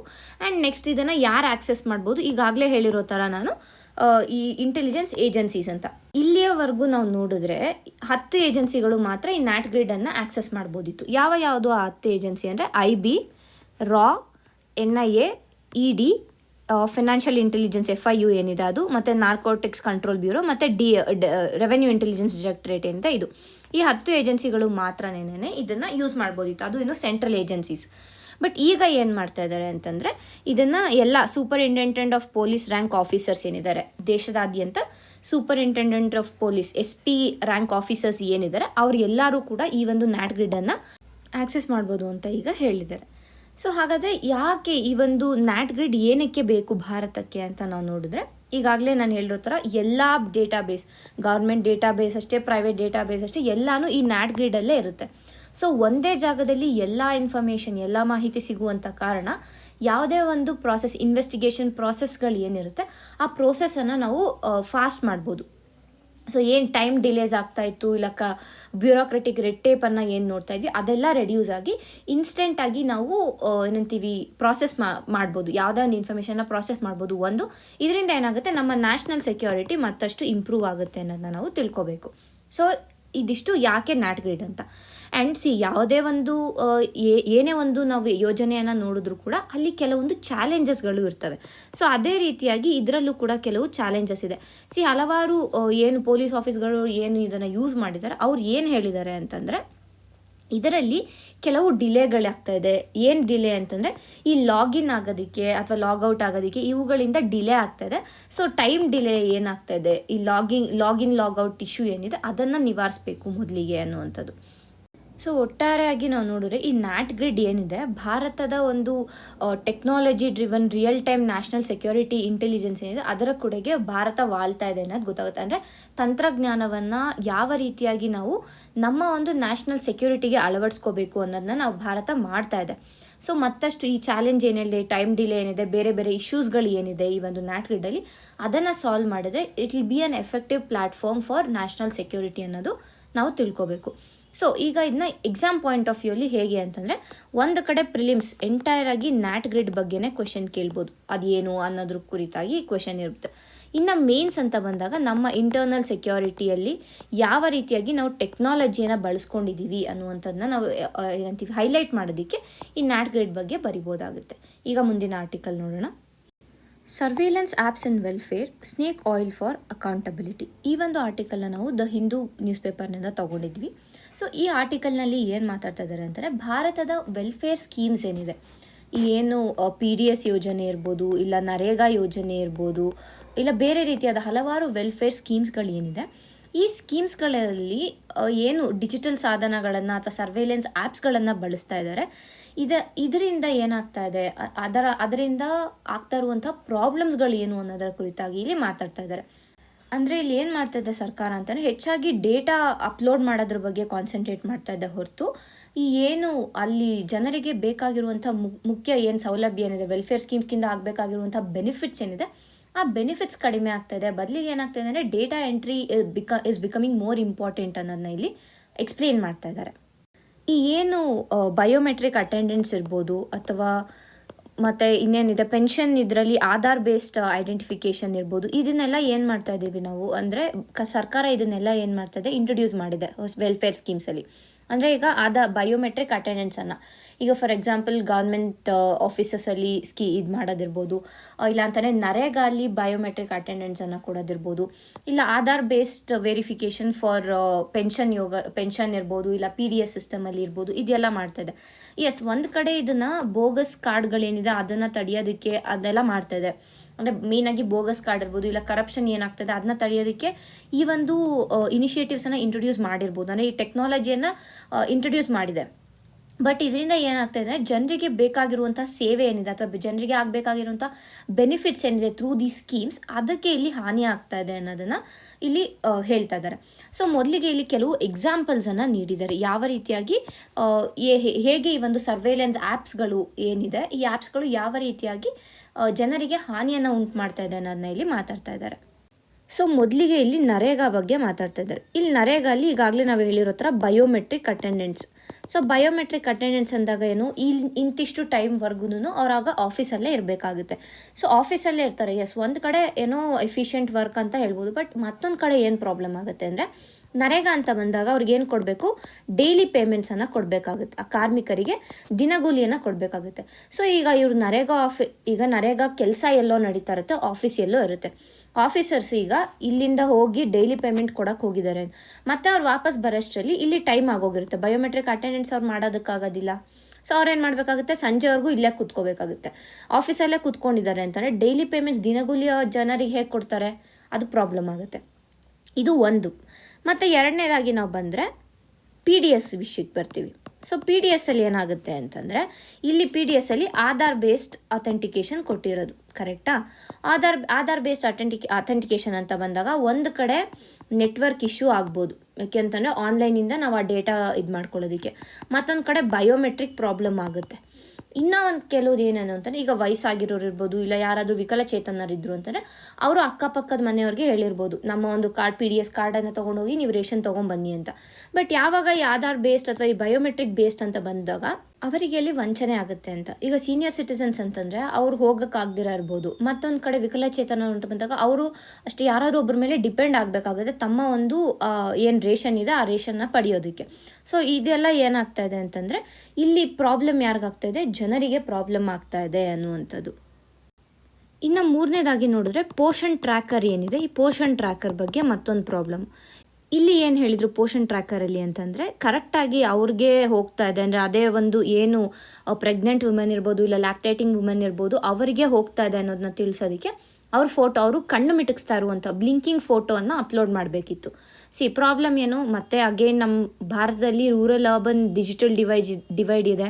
ಸೊ ರೂರಲ್ ಏರಿಯಾಗಳಲ್ಲಿ ನೆಟ್ವರ್ಕ್ ಇಲ್ಲದೆ ಇರುವಂಥದ್ದು, ನೆಟ್ವರ್ಕ್ ಪ್ರಾಬ್ಲಮಿಂದ ಆ ಫೋಟೋ ಅಪ್ಲೋಡ್ ಮಾಡೋದು ಕಷ್ಟ ಆಗುತ್ತೆ. ಫೋಟೋ ಅಂತ ಬಂದಾಗ ಈಗ ಬ್ಲಿಂಕಿಂಗ್ ಫೋಟೋ, ಕಣ್ಮಿಟಿಸ್ತಾ ಇರುವಂಥ ಫೋಟೋ ಅಂದರೆ that will become a video ಅಂತಂದಾಗ ಅದರದ ಒಂದು ಕೆಪಾಸಿಟಿ ಏನಿದೆ ಅಥವಾ ಅದರ ಒಂದು MBಗಳೇನಿರುತ್ತೆ ಆ MB ಇನ್ಕ್ರೀಸ್ ಆಗುತ್ತೆ. ಇನ್ಕ್ರೀಸ್ ಆದಾಗ ಅಪ್ಲೋಡ್ ನೆಟ್ವರ್ಕ್ ಇಲ್ಲ ಅಂತಂದರೆ ಅದರ ಅಪ್ಲೋಡ್ ಏನು ಮಾಡಬೇಕು, ಅಪ್ಲೋಡ್ ಲೇಟ್ ಆಗುತ್ತೆ. ಸೊ ಲೇಟ್ ಆದಾಗ ಇಲ್ಲಿ ಟೈಮ್ ಡಿಲೇ ಆಗುತ್ತೆ, ಸರ್ವಿಸನ್ನು ಇಲ್ಲಿ ಡಿಲೇ ಮಾಡ್ತಾ ಇರುವಂಥದ್ದು. ಇದು ಕೂಡ ಮತ್ತೊಂದು ಪಾಯಿಂಟು.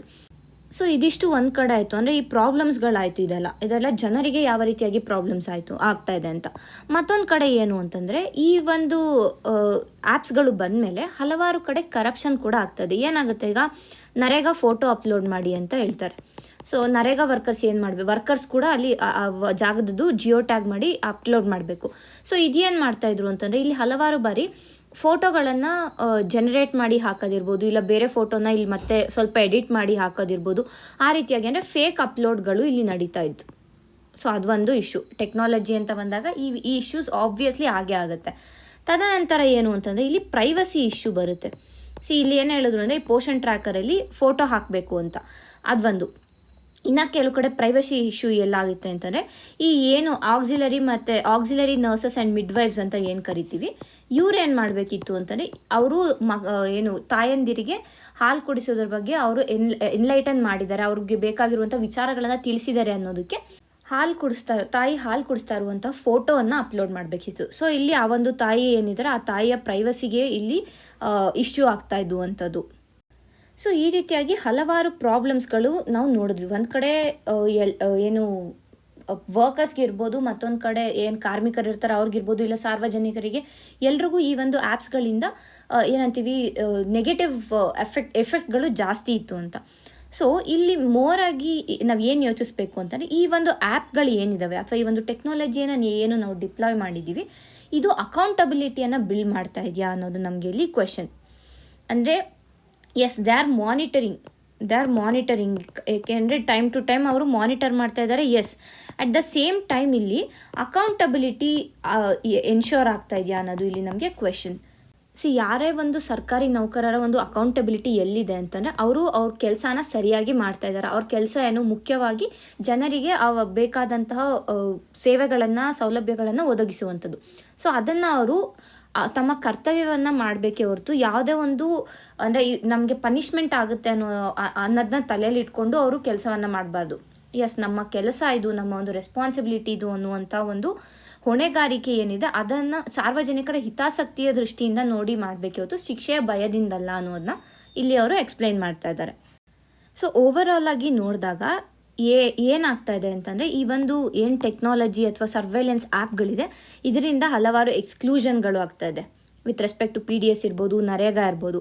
ಆಮೇಲೆ ಇನ್ಎಫಿಷಿಯನ್ಸಿ, ಸರಿಯಾಗಿ ಡಿಸ್ಟ್ರಿಬ್ಯೂಟ್ ಆಗದೆ ಇರುವಂಥದ್ದು ಅಥವಾ ಸರಿಯಾಗಿ ಸ್ಕೀಮೇ ಇಂಪ್ಲಿಮೆಂಟ್ ಆಗದೆ ಇರುವಂಥದ್ದನ್ನ ನಾವು ನೋಡಿದ್ದೀವಿ. ಇಲ್ಲ ಬೇರೆ ಬೇರೆ ರೀತಿಯಾದ ಕರಪ್ಷನ್ಗಳನ್ನು ನೋಡುವಂಥದ್ದು, ಏನು ಫೇಕ್ ಅಪ್ಲೋಡ್ಗಳಿಲ್ಲದೆ ಅದಾಗುವಂಥದ್ದು ಇರ್ಬೋದು, ಇಲ್ಲ ಪ್ರೈವಸಿ ಇನ್ವೇಷನ್ಸ್ ಆಗ್ತಾ ಇದೆ, ಇದೆಲ್ಲನೂ ಆಗ್ತಾ ಇದೆ. ಸೊ ಈಗೇನು ಮಾಡಬೇಕು, ಇವಾಗಿರುವಂತಹ ಒಂದು ನೆಸೆಸಿಟಿ ಅಥವಾ ನೀಡ್ ಏನು ಅಂತಂದರೆ, ಟೆಕ್ನಾಲಜಿ ಇರಬೇಕು, ಟೆಕ್ನಾಲಜಿಯನ್ನು ನಾವು ಬಳಸ್ಕೋಬೇಕು ವಿತ್ ರೆಸ್ಪೆಕ್ಟ್ ಟು ಹೇಗೆ ಅಂತಂದರೆ ವೆಲ್ಫೇರಲ್ಲಿ ಟೆಕ್ನಾಲಜಿ ಅಂದರೆ ಈ ವೆಲ್ಫೇರ್ ಸ್ಕೀಮ್ಗಳಲ್ಲಿ ಟೆಕ್ನಾಲಜಿಯನ್ನು ಯಾವ ರೀತಿಯಾಗಿ ಅಳವಡಿಸಬೇಕು ಅಂತಂದರೆ ಟು ಸಪೋರ್ಟ್ ದ ವರ್ಕರ್ಸ್ಗಳನ್ನು ಅಲ್ಲಿ ಸಪೋರ್ಟ್ ಮಾಡುವಂತೆ ಈ ಟೆಕ್ನಾಲಜಿಯನ್ನು ಬಳಸಬೇಕು, ಬದಲಿಗೆ ಅವರಿಗೆ ಶಿಕ್ಷೆ ಆಗುವಂತೆ ಅಲ್ಲ. ಹಾಗೆಯೇ ಈ ಅಕೌಂಟಬಿಲಿಟಿ ಏನಿದೆ, ಈ ಹೊಣೆಗಾರಿಕೆ ಏನಿದೆ, ಅವರಿಗೆ ಮೋಟಿವೇಶನ್ನಿಂದ ಅಂದರೆ ಪ್ರೇರಣೆಯಿಂದ ಬರಬೇಕು, ಇಲ್ಲ ಒಂದು ವಿಶ್ವಾಸ ಅಥವಾ ಗೌರವದಿಂದ ಬರಬೇಕೇ ಹೊರತು ಈ ಒಂದು ಶಿಕ್ಷೆಯ ಭಯದಿಂದಲ್ಲ ಅನ್ನುವಂಥದ್ದನ್ನ ಇಲ್ಲಿ ಮಾತಾಡ್ತಾ ಇದ್ದಾರೆ. ಸೊ ಒಟ್ಟಾರೆಯಾಗಿ ನಾವು ನೋಡಿದಾಗ it will become a ethical perspective ಅಲ್ಲಿ ಕೂಡ ನಾವು ಇದನ್ನ ನೋಡಬೇಕಾಗುತ್ತೆ. ಅಂದರೆ being a public servant is more about accountability, trust ಇರ್ಬೋದು, ಹಾನೆಸ್ಟಿ ಇರ್ಬೋದು, ಇವುಗಳನ್ನು ನಾವು ಪ್ರಮೋಟ್ ಮಾಡಬೇಕೇ ಹೊರತು ಯಾವುದೇ ಒಂದು ಏನೊಂದು ಶಿಕ್ಷೆಯ ಒಂದು ಭಯದಿಂದ ನಾವು ನಮ್ಮ ಕೆಲಸವನ್ನು ಮಾಡಬಾರ್ದು. But we have to work with all these ethical principles ಅನ್ನೋದನ್ನ ಇಲ್ಲಿ ಹೇಳ್ತಾ ಇದ್ದಾರೆ. ಮುಂದಿನ ಆರ್ಟಿಕಲ್ ನೋಡೋಣ. The evolution of pension reforms in India. ಈ ಒಂದು ಆರ್ಟಿಕಲ್ನ ಕೂಡ ದ ಹಿಂದೂ ನ್ಯೂಸ್ ಪೇಪರ್ನಿಂದ ನಾವು ತೊಗೊಂಡಿದ್ದೀವಿ. ಈ ಒಂದು ಆರ್ಟಿಕಲ್ನಲ್ಲಿ ನಾವು ಭಾರತದಲ್ಲಿ ಯಾವ ರೀತಿಯಾಗಿ ಪೆನ್ಷನ್ಸ್ ರಿಫಾರ್ಮ್ಸ್ಗಳು ಆಯಿತು ಅನ್ನುವಂಥ ನಾವು ತಿಳ್ಕೊತೀವಿ. ಹೇಗೆ ಅಂತಂದರೆ ಅಂದರೆ ಪ್ರಮುಖ ಯೋಜನೆಗಳೇನು, ಯಾವ ರೀತಿಯಾಗಿ ಇದು ಆರಂಭವಾಯಿತು, ಯೋಜನೆಗಳೇನು, ಸವಾಲುಗಳೇನು ಅನ್ನೋದನ್ನ ನಾವು with respect to exam point of view ನೋಡ್ತೀವಿ. ಸೊ ಇದು ಎರಡು ಪ್ರಿಲಿಮ್ಸ್ ಮತ್ತು ಮೇನ್ಸ್ ಎರಡಕ್ಕೂ ಇಂಪಾರ್ಟೆಂಟ್ ಆಗುತ್ತೆ. ಪ್ರಿಲಿಮ್ಸ್ ಅಂತ ಬಂದಾಗ ಪೆನ್ಷನ್ ಸ್ಕೀಮ್ಗಳು ಇಂಪಾರ್ಟೆಂಟ್ ಆಗುತ್ತೆ, ಯಾಕೆಂದರೆ ಹಿಂದಿನ ನಾವು ಎಕ್ಸಾಮ್ಸ್ಗಳನ್ನು ನೋಡಿದಾಗ ಅಥವಾ ಹಿಂದಿನ ಪ್ರಶ್ನೆ ಪತ್ರಿಕೆಗಳನ್ನು ನೋಡಿದ್ರೆ ಪೆನ್ಷನ್ ಸ್ಕೀಮ್ಸ್ಗಳು ಏನಿದೆ ಪೆನ್ಷನ್ ಸ್ಕೀಮ್ಸ್ಗಳಿಂದ ಇವುಗಳ ಕುರಿತಾಗಿ ಪ್ರಿಲಿಮ್ಸ್ನಲ್ಲಿ ಕ್ವೆಶನ್ಸ್ ಬಂದಿರೋದನ್ನ ನಾವು ನೋಡಿದ್ದೀವಿ. ವಿತ್ ರೆಸ್ಪೆಕ್ಟ್ ಟು ಮೇನ್ಸ್ ಬಂದಾಗ ನಮ್ಮ ಎಕಾನಮಿ ಅನ್ನುವಂಥ ಟಾಪಿಕ್ ಏನಿದೆ ಆ ಟಾಪಿಕಲ್ಲಿ ಎಂಟೈರ್ಲಿ ವಿತ್ ರೆಸ್ಪೆಕ್ಟ್ ಟು ಪೆನ್ಷನ್ನೇ ಕ್ವೆಶನ್ಸ್ ಕೇಳ್ಬೋದು, ಇಲ್ಲ ಬೇರೆ ಬೇರೆ ಕ್ವೆಶನ್ಸ್ ಕೇಳಿದಾಗ ಈ ಒಂದು ವೆಲ್ಫೇರ್ ಸ್ಕೀಮ್ಸ್ಗಳನ್ನು ನಾವು ಇಲ್ಲಿ ಮೆನ್ಷನ್ ಮಾಡ್ಬೋದಾಗುತ್ತೆ. ಭಾರತವನ್ನು ನಾವು ನೋಡಿದ್ರೆ Bharat is an ageing population ಇರುವಂಥ ದೇಶ. ಏನಾಗ್ತಾಯಿದೆ, ಭಾರತ ಈಗ ಏಜ್ ಆಗ್ತಾ ಹೋಗ್ತಾ ಇದೆ. ಅಂದರೆ ಈಗಿರುವಂತಹ ಯುವಕರ ಸಂಖ್ಯೆ ಏನಿದೆ ಇನ್ನು ಮುಂದೆ ಹೋಗ್ತಾ it becomes old age people ಅಲ್ವಾ. ಸೊ ಇಲ್ಲೇನಾಗುತ್ತೆ, ಏಜಿಂಗ್ ಪಾಪ್ಯುಲೇಷನ್ ಈಗ ಸದ್ಯಕ್ಕೆ ಸುಮಾರು 150 ಮಿಲಿಯನ್ ಅಷ್ಟು ಜನ ಇದ್ದಾರೆ. ಏಜಿಂಗ್ ಪಾಪ್ಯುಲೇಷನ್ ಅಂತ ಬಂದಾಗ ನಾವು 60+ ಇಯರ್ಸ್ ಅಂತ ನಾವು ಕನ್ಸಿಡರ್ ಮಾಡೋದು. ಈಗ ಪ್ರೆಸೆಂಟ್ 150 ಮಿಲಿಯನ್ ಅಷ್ಟಿದ್ದಾರೆ. ಅದೇ 2050 ನಾವು ನೋಡಿದ್ರೆ it will almost B 350 million ಅಷ್ಟು ಜನರು ಇರ್ತಾರೆ. ಸೊ ಇದೇ ಇಷ್ಟು ಜನ ಸೀನಿಯರ್ ಸಿಟಿಸನ್ಸ್ ಇರ್ತಾರೆ ಅಥವಾ ಇಷ್ಟು ಜನ ಓಲ್ಡ್ ಏಜ್ ಪೀಪಲ್ ಇರ್ತಾರೆ ಅಂತಂದಾಗ ನಾವು ಅವರ ಒಂದು ಪೆನ್ಷನ್ ಸೆಕ್ಯೂರಿಟಿ ಸಿಸ್ಟಮ್ ಏನಿದೆ ಅಥವಾ ಪೆನ್ಷನ್ ಸಿಸ್ಟಮ್ ಏನಿದೆ ಅದರ ಕುರಿತಾಗಿ ಭಾರತ ಇವಾಗ ಕಾನ್ಸಂಟ್ರೇಟ್ ಮಾಡಬೇಕು ಅನ್ನೋದನ್ನ ನಾವು ಇಲ್ಲಿ ತಿಳ್ಕೊತೀವಿ. ತದನಂತರ ಏನು ಅಂತಂದರೆ ಈಗ ವರ್ಕ್ ಮಾಡ್ತಾ ಇರುವಂತಹ ಒಂದು ಸೊಸೈಟಿಯನ್ನು ನಾವು ನೋಡಿದ್ರೆ most of them work in informal sector. So informal ಸೆಕ್ಟರಲ್ಲಿ ವರ್ಕ್ ಮಾಡಿದಾಗ ಏನಾಗುತ್ತೆ, ಪೆನ್ಷನ್ಗಳು ದೊರೆಯೋದಿಲ್ಲ. ಸೊ ಇದೇನಾಗುತ್ತೆ, ಪ್ರಾಬ್ಲಮ್ ಆಗುತ್ತೆ. ಸೊ ಈಗ ಭಾರತ ಏನು ಮಾಡಬೇಕು ಅಂತಂದರೆ ಈ ರೀತಿಯಾಗಿ ಏನು ಪೆನ್ಷನ್ ಸ್ಕೀಮ್ಸ್ಗಳಿದೆ ಈ ಪೆನ್ಷನ್ ಸ್ಕೀಮ್ಸ್ಗಳನ್ನು ಮತ್ತಷ್ಟು ಇಂಪ್ರೂವ್ ಮಾಡಬೇಕು. ಸೊ ದ್ಯಾಟ್ ಈ ಇನ್ಫಾರ್ಮಲ್ ಸೆಕ್ಟರಲ್ಲಿ ಏನಿದ್ರೆ ಅವ್ರಿಗೂ ಕೂಡ ಪೆನ್ಷನ್ ಸಿಗುವಂತೆ ಮಾಡಬೇಕಾಗುತ್ತೆ. ಸೊ ದ್ಯಾಟ್ ಮುಂದೆ ಹೋಗ್ತಾ ಅವ್ರಿಗೆ ಅಂದರೆ ಅವರ ಒಂದು ಫ್ಯೂಚರ್ ಅಲ್ಲಿ ಸೆಕ್ಯೂರ್ ಆಗುತ್ತೆ ಅನ್ನುವಂಥ ಒಂದು ದೃಷ್ಟಿಯಲ್ಲಿ ಈಗ ನಾವು ಮೊದಲೇ ಭಾರತದ ಒಂದು ಪೆನ್ಷನ್ ಸಿಸ್ಟಮ್ ಯಾವ ರೀತಿಯಾಗಿ ಡೆವಲಪ್ ಹಾಕ್ಕೊಂಡು ಬಂದಿದೆ ಅನ್ನೋದನ್ನ ನೋಡೋಣ. ಸೊ ಮೊದಲಿಗೆ ನೋಡಿದಾಗ ಓಲ್ಡ್ ಪೆನ್ಷನ್ ಸ್ಕೀಮ್ ಅನ್ನುವಂಥದ್ದು ಭಾರತದಲ್ಲಿ ಮೊದಲಿಗೆ ಸ್ಟಾರ್ಟ್ ಆಗಿರೋದು. ಓಲ್ಡ್ ಪೆನ್ಷನ್ ಸ್ಕೀಮ್ ಮತ್ತು ಎಂಪ್ಲಾಯಿ ಪ್ರಾವಿಡೆಂಟ್ ಫಂಡ್ ಏನಿದೆ ಇದೆರಡು ಮೊದಲಿಗೆ ಸ್ಟಾರ್ಟ್ ಆಗಿರುವಂಥದ್ದು. ಇದು ಯಾರಿಗೆ ಅಂತಂದರೆ ಫಾರ್ಮಲ್ ಸೆಕ್ಟರ್, ಸಂಘಟಿತ organised sector, formal organised sector ಏನಿರುತ್ತೆ ಆರ್ಗನೈಸ್ಡ್ ಸೆಕ್ಟರಲ್ಲಿರುವಂಥ ವರ್ಕರ್ಸ್ಗಳಿಗೆ ಇದ್ದಿದ್ದು ಯಾವುದು ಓಲ್ಡ್ ಪೆನ್ಷನ್ ಸ್ಕೀಮ್ ಮತ್ತು ಎಂಪ್ಲಾಯಿ ಪ್ರಾವಿಡೆಂಟ್ ಫಂಡ್.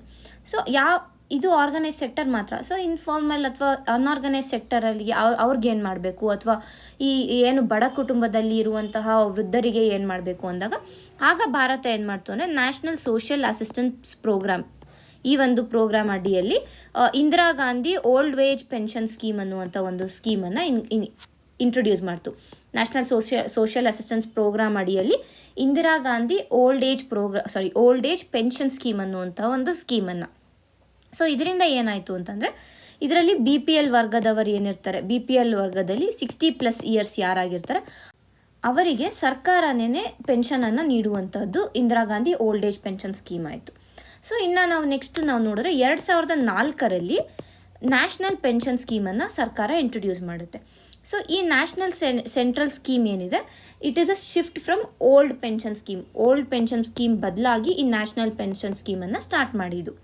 ಈ ಒಂದು NPS ಏನಿದೆ, ಮೊದಲು ಇದನ್ನು ಬರೀ ಸೆಂಟ್ರಲ್ ಗೌರ್ಮೆಂಟ್ ಎಂಪ್ಲಾಯೀಸ್ಗಳೇನಿದೆ ಅವರಿಗೆ ಮಾತ್ರನೇ ಇಂಟ್ರೊಡ್ಯೂಸ್ ಮಾಡಿದ್ದು. ಯಾವಾಗ ಮೊದಲು. ಮತ್ತೊಂದು ವಿಚಾರ ಏನು NPS ಬಗ್ಗೆ ಗೊತ್ತಿರಬೇಕು ಅಂದರೆ, ಇಟ್ ವಾಸ್ ಮಾರ್ಕೆಟ್ ಲಿಂಕ್ಡ್. ಅಂದರೆ ಮಾರ್ಕೆಟಲ್ಲಿ ಏನು ವೇರಿಯೇಷನ್ಸ್ ಆಗ್ತಾ ಇರುತ್ತೆ ಶೇರ್ ಮಾರ್ಕೆಟ್ಸಲ್ಲಿ, ಅದರ ಬೇಸಿಸ್ ಮೇಲೇ, ಎಕನಾಮಿಕ್ ಮಾರ್ಕೆಟಲ್ಲಿ ಏನು ವೇರಿ ಆಗುತ್ತೆ ಅದರ ಬೇಸಿಸ್ ಮೇಲೆ ಈ ಒಂದು NPSನ್ನು ಕೊಡ್ತಾ ಇದ್ದಿದ್ದು. ತದನಂತರ ಏನು ಅಂದರೆ, ಈ ಪೆನ್ಷನ್ ಸ್ಕೀಮಲ್ಲಿ ಕಾಂಟ್ರಿಬ್ಯೂಷನ್ ಅಂದರೆ ಗವರ್ನಮೆಂಟ್ ಇಷ್ಟು ಕಾಂಟ್ರಿಬ್ಯೂಟ್ ಮಾಡುತ್ತೆ, ಎಂಪ್ಲಾಯೀಸ್ ಇಷ್ಟು ಕಾಂಟ್ರಿಬ್ಯೂಟ್ ಮಾಡಬೇಕು ಅನ್ನುವಂಥದ್ದನ್ನು ಇಂಟ್ರೊಡ್ಯೂಸ್ ಮಾಡಿರೋದು. ಇದು ಯಾವಾಗ ಸ್ಟಾರ್ಟಿಂಗಲ್ಲಿ. ತದನಂತರ ಏನು ಮಾಡಿದ್ರು, ಈ NPS ಬರೀ ಸೆಂಟ್ರಲ್ ಗೌರ್ಮೆಂಟ್ ಎಂಪ್ಲಾಯಿಗೆ ಮಾತ್ರ ಅಲ್ಲ, ಎಲ್ಲರಿಗೂ ಸಿಗಬೇಕು ಅಂತ ಎಲ್ಲ ಸಿಟಿಸನ್ಸ್ ಅಥವಾ ಎಲ್ಲ ಎಂಪ್ಲಾಯೀಸ್ಗೆ ಇದನ್ನು ಎಕ್ಸ್ಟೆಂಡ್ ಮಾಡಿದ್ರು. ತದನಂತರ ಇನಿಷಿಯಲ್ ಆಗಿ ಸೆಂಟ್ರಲ್ ಗೌರ್ಮೆಂಟ್ ಎಂಪ್ಲಾಯೀಸ್ಗೆ ಮಾತ್ರ, later it was extended to all employees. ಮತ್ತು 4ನೇದಾಗಿ ಬರೋದು ಅಟಲ್ ಪೆನ್ಷನ್ ಯೋಜನಾ. ಅಟಲ್ ಪೆನ್ಷನ್ ಯೋಜನಾ ಅಂದರೆ ಇದನ್ನ 2015ರಲ್ಲಿ ಇಂಟ್ರೊಡ್ಯೂಸ್ ಮಾಡಿದ್ದು. It is for informal workers, informal ಸೆಕ್ಟರಲ್ಲಿ ವರ್ಕ್ ಮಾಡ್ತಾ ಇರುವಂಥ ಜನರಿಗೆ ಇದು ಹೇಗೆ ಅಂತಂದರೆ, ಅವರು ಎಷ್ಟು ಅಂದರೆ ಅವರ ಏಜ್ ಯಾವಾಗಿಂದ ಅವರು ಕಾಂಟ್ರಿಬ್ಯೂಟ್ ಮಾಡೋಕ್ಕೆ ಸ್ಟಾರ್ಟ್ ಮಾಡ್ತಾರೆ ಮತ್ತು ಅವರು ಎಷ್ಟು ಕಾಂಟ್ರಿಬ್ಯೂಟ್ ಮಾಡ್ತಾರೆ ಅನ್ನೋದ್ರ ಬೇಸಿಸ್ ಮೇಲೆ ₹1,000 ₹5,000ವರೆಗೂ ಮಂತ್ಲಿ, ಯಾವಾಗ 60+ ಆದಮೇಲೆ ಅವ್ರಿಗೆ 1,000ರಿಂದ 5,000ವರೆಗೂ ಬರುತ್ತೆ ಅನ್ನೋದನ್ನು ಡಿಸೈಡ್ ಮಾಡಿದ್ದು ಅಟಲ್ ಪೆನ್ಷನ್ ಯೋಜನಾ. ಅಟಲ್ ಪೆನ್ಷನ್ ಯೋಜನಾ 2015ರಲ್ಲಿ ಬಂದಿದ್ದು. ಇನ್ಫಾರ್ಮಲ್ ವರ್ಕರ್ಸ್ಗೆ ಏಜ್ ಮತ್ತು ಕಾಂಟ್ರಿಬ್ಯೂಷನ್ ಮೇಲೆ ಡಿಪೆಂಡ್ ಆಗಿ ₹1,000ರಿಂದ ₹5,000ವರೆಗೂ ಪೆನ್ಷನ್ ಅಂತ ಫಿಕ್ಸ್ ಮಾಡಿದ್ದು. ಮತ್ತು ಇನ್ನೊಂದು ಏನು ಅಂತಂದರೆ, ಈ ಒಂದು ಅಟಲ್ ಪೆನ್ಷನ್ ಯೋಜನೆಗೆ 18 ವರ್ಷದಿಂದ 40 ವರ್ಷದ ಒಳಗಡೆ ಯಾರು ಬೇಕಾದರೂ ಎನ್ರೋಲ್ ಆಗ್ಬೋದು. ಅದೇ 40 ವರ್ಷದ ಮೇಲಿದ್ದಾರೆ ಅಂತಂದರೆ ಅವರು ಈ ಒಂದು ಅಟಲ್ ಪೆನ್ಷನ್ ಯೋಜನೆಗೆ ಎನ್ರೋಲ್ ಆಗೋದಕ್ಕೆ ಆಗಲ್ಲ. That is also an important point with respect to exam. ನಮಗೆ ಅಟಲ್ ಪೆನ್ಷನ್ ಯೋಜನೆ ಏನಿದೆ ಇದು ಕೂಡ ಒಂದು ಇಂಪಾರ್ಟೆಂಟ್ ಕ್ವೆಶನ್ ಆಗ್ಬೋದು ಪ್ರಿಲಿಮ್ಸ್ ರೆಸ್ಪೆಕ್ಟಿವಲ್ಲಿ ನಾವು ನೋಡಿದಾಗ. ಆ್ಯಂಡ್ ನೆಕ್ಸ್ಟ್ ಇದೆಲ್ಲ ಆದಮೇಲೆ ನೆಕ್ಸ್ಟ್ ಯಾವ್ದು ಬರುತ್ತೆ ಅಂತಂದರೆ, ಇ-ಶ್ರಮ್ ಯೋಜನಾ. ಇ-ಶ್ರಮ್ ಪೋರ್ಟಲ್ ಏನಿದೆ, ಈ ಇ-ಶ್ರಮ್ ಪೋರ್ಟಲ್ ಬಗ್ಗೆ ನಾವು ಮಾತಾಡ್ತೀವಿ. ಸೊ ಈ ಇ-ಶ್ರಮ್ ಪೋರ್ಟಲ್ ಏನಿದೆ ಅಂತಂದರೆ, ಹೆಚ್ಚಿನದಾಗಿ ಇದು ಏನರ ಬಗ್ಗೆ ಮಾತಾಡುತ್ತೆ ಅಂತಂದರೆ, ಅನ್ಆರ್ಗನೈಸ್ ಸೆಕ್ಟರ್ ಏನಿದ್ದಾರೆ ಅವ್ರನ್ನ ಸೋಷಿಯಲ್ ಸೆಕ್ಯೂರಿಟಿ ಮತ್ತು ಪೆನ್ಷನ್ಗೆ ರಿಲೇಟ್ ಮಾಡುವಂಥದ್ದು. So eShram portal is also mainly for unorganised sector ವರ್ಕರ್ಸ್ಗೆ ಇದು ಕೂಡ ಇರೋದು. ಸೊ ಈ ಇ-ಶ್ರಮ್ ಪೋರ್ಟಲಲ್ಲಿ ಏನಾಗುತ್ತೆ ಅಂದರೆ, national database of informal sector workers, ಎಲ್ಲ ಇನ್ಫಾರ್ಮಲ್ ಸೆಕ್ಟರ್ಸಲ್ಲಿ ಇರುವಂಥ ವರ್ಕರ್ಸ್ ಏನಿದ್ದಾರೆ ಅವರು ಈ ಇ-ಶ್ರಮ್ ಪೋರ್ಟಲ್ ಹೋಗಿ ರಿಜಿಸ್ಟರ್ ಮಾಡಿಕೊಂಡ್ರೆ ಅವ್ರಿಗೆ ಒಂದು ID ಸಿಗುತ್ತೆ. ಸೊ ಅವರ ಒಂದು ಡೇಟಾ ಅಲ್ಲಿ ರೆಕಾರ್ಡ್ ಆಗಿರುತ್ತೆ. ಅವರಿಗೆ ಬೇಕಾಗಿರುವಂಥ ಪೆನ್ಷನ್ ಇರ್ಬೋದು, ಅವರಿಗೆ ಬೇಕಾಗಿರುವಂಥ ಸೋಷಿಯಲ್ ಸೆಕ್ಯೂರಿಟಿ ಸ್ಕೀಮ್ಸ್ ಇರ್ಬೋದು, ಅಂದರೆ ಈಗ ಹೆಲ್ತ್ ಬೆನಿಫಿಟ್ಸ್ ಇರ್ಬೋದು, ಬೇರೆ ಬೇರೆ ರೀತಿಯಾದ ಸೋಷಿಯಲ್ ಸೆಕ್ಯೂರಿಟಿ ಸ್ಕೀಮ್ಸನ್ನು ಕೂಡ ಎನ್ಶೋರ್ ಮಾಡುವಂಥದ್ದು ಈ ಇ-ಶ್ರಮ್ ಪೋರ್ಟಲ್ ಮಾಡುತ್ತೆ. ಸೊ ಇಷ್ಟೆಲ್ಲ ಸ್ಟೆಪ್ಸ್ಗಳನ್ನು ಭಾರತ ಸರ್ಕಾರ ವಿತ್ ರೆಸ್ಪೆಕ್ಟ್ ಟು ಪೆನ್ಷನ್ ಈಗಾಗಲೇ ತಗೊಂಡಿದೆ. ಬಟ್ ಇದರಲ್ಲಿ ಕೆಲವು ಪ್ರಾಬ್ಲಮ್ಸ್ಗಳನ್ನು ಕೂಡ ಇದೆ. ಪ್ರಾಬ್ಲಮ್ಸ್ಗಳು ಏನು ಅಂತಂದರೆ, ಕೇವಲ ಅಂದರೆ ಅಲ್ಪ ಪ್ರಮಾಣದ ಕಾರ್ಮಿಕರು ಏನಿದ್ದಾರೆ ಅವರು ಮಾತ್ರ ಈ ಒಂದು ಫಾರ್ಮಲ್ ಪೆನ್ಷನ್ ರಕ್ಷಣೆ ಸಿಗ್ತಾ ಇದೆ ಅವ್ರಿಗೆ. ಓಕೆನಾ, only small section of people ಮಾತ್ರ, ಅವ್ರಿಗೆ ಮಾತ್ರನೇ ಫಾರ್ಮಲ್ ಆಗಿ ಈ ಒಂದು ಪೆನ್ಷನ್ ಸಿಗ್ತಾ ಇರುವಂಥದ್ದು. ಈಗಾಗಲೇ ನಾವು ಇದ್ರ ಬಗ್ಗೆ ಮಾತಾಡಿದ್ದೀವಿ ಅಲ್ಲಿ. ತದನಂತರ ಏನು ಅಂತಂದರೆ, ಈ ಏನು ಸಿಸ್ಟಮ್ ಇದೆ, ಈ ಪೆನ್ಷನ್ ಸಿಸ್ಟಮ್ ಏನಿದೆ ಇದು ಫ್ರ್ಯಾಗ್ಮೆಂಟ್ ಆಗಿದೆ. ಅಂದರೆ ಏನಾಗ್ತದೆ ಅಂತಂದರೆ, ಈಗ ಕೇಂದ್ರ ಮಟ್ಟದಲ್ಲಿ ಕೆಲವು ಯೋಜನೆಗಳಿದೆ, ರಾಜ್ಯ ಮಟ್ಟದಲ್ಲಿ ಕೆಲವು ಯೋಜನೆಗಳಿದೆ. ಸೊ ಏನಾಗುತ್ತೆ, ಈ ಇನ್ಫಾರ್ಮಲ್ ಸೆಕ್ಟರಲ್ಲಿ ಇರುವಂಥ ವರ್ಕರ್ಸ್ಗೆ ಇವುಗಳ ಸರಿಯಾದ ಒಂದು ಜಾಗೃತಿ ಅಥವಾ ಒಂದು ಅವೇರ್ನೆಸ್ ಇಲ್ಲದೆ ಇರುವಂಥದ್ದು. ಅಂದರೆ ಕೇಂದ್ರ ಸರ್ಕಾರದ ಯಾವ ಒಂದು ಸ್ಕೀಮ್ಗಳು ನಮ್ಗೆ ಅಪ್ಲೈ ಆಗುತ್ತೆ, ರಾಜ್ಯ ಸರ್ಕಾರದ ಯಾವ ಸ್ಕೀಮ್ಗಳಿವೆ, ಅದು ಹೇಗೆ ಅಪ್ಲೈ ಆಗುತ್ತೆ ಅನ್ನೋದು ಈ ಇನ್ಫಾರ್ಮಲ್ ಸೆಕ್ಟರಲ್ಲಿ ವರ್ಕ್ ಮಾಡ್ತಾ ಇರುವಂಥ ಜನರಿಗೆ ಅದರ ಅರಿವಿಲ್ಲದೆ ಇರುವಂಥ ಕಾರಣ ಏನಾಗ್ತದೆ, ಅವ್ರಿಗೆ ದೊರಕಬೇಕಾಗಿರುವಂಥ ಸಹಾಯ ಇಲ್ಲಿ ದೊರೀತಾ ಇಲ್ಲ ಅನ್ನೋದು ನಾವು ತಿಳ್ಕೊಬೇಕು.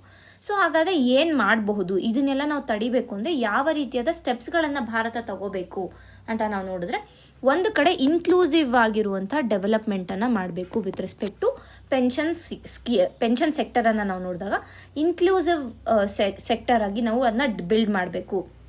ಇನ್ಕ್ಲೂಸಿವ್ ಸೆಕ್ಟರ್ ಅಂದಾಗ ಎರಡು, ಈಗ ಫಾರ್ಮಲ್ ಅವ್ರಿಗೆ ಆಲ್ರೆಡಿ ಸಿಗ್ತದೆ, ಸೊ ಇನ್ಫಾರ್ಮಲ್ ಅವ್ರಿಗೂ ಕೂಡ ಇಲ್ಲಿ ಪೆನ್ಷನ್ ದೊರೆಯುವಂತೆ ನಾವು ಮಾಡಬೇಕು ಅನ್ನುವಂಥದ್ದು ಮೊದಲನೇದು. ಎರಡನೇದಾಗಿ ಏನು ಮಾಡ್ಬೋದು ಅಂತಂದರೆ, tax funded social pension schemes ಏನಿರುತ್ತೆ ಅದನ್ನು ಇನ್ಕ್ರೀಸ್ ಮಾಡೋದು ಅಥವಾ ಅದನ್ನು ಬಲಪಡಿಸುವಂಥದ್ದು. ಸೊ ಯಾವ ರೀತಿಯಾಗಿ ಬಲಪಡಿಸ್ಬೋದು ಅಂತ ನಾವು ನೋಡಕ್ಕೆ ಹೋದರೆ, ಈಗ ಇಂದಿರಾ ಗಾಂಧಿ ಓಲ್ಡ್ ಪೆನ್ಷನ್ ಸ್ಕೀಮನ್ನು ನೋಡಿದ್ವಿ. ಅದರಲ್ಲಿ ಬರುವಂಥ ಏನಂತೀವಿ ಆ ಪ್ರಾಸೆಸ್ ಏನಿದೆ ಆ ಪ್ರಾಸೆಸ್ನ ಸಿಂಪ್ಲಿಫೈ ಮಾಡೋದಿರ್ಬೋದು.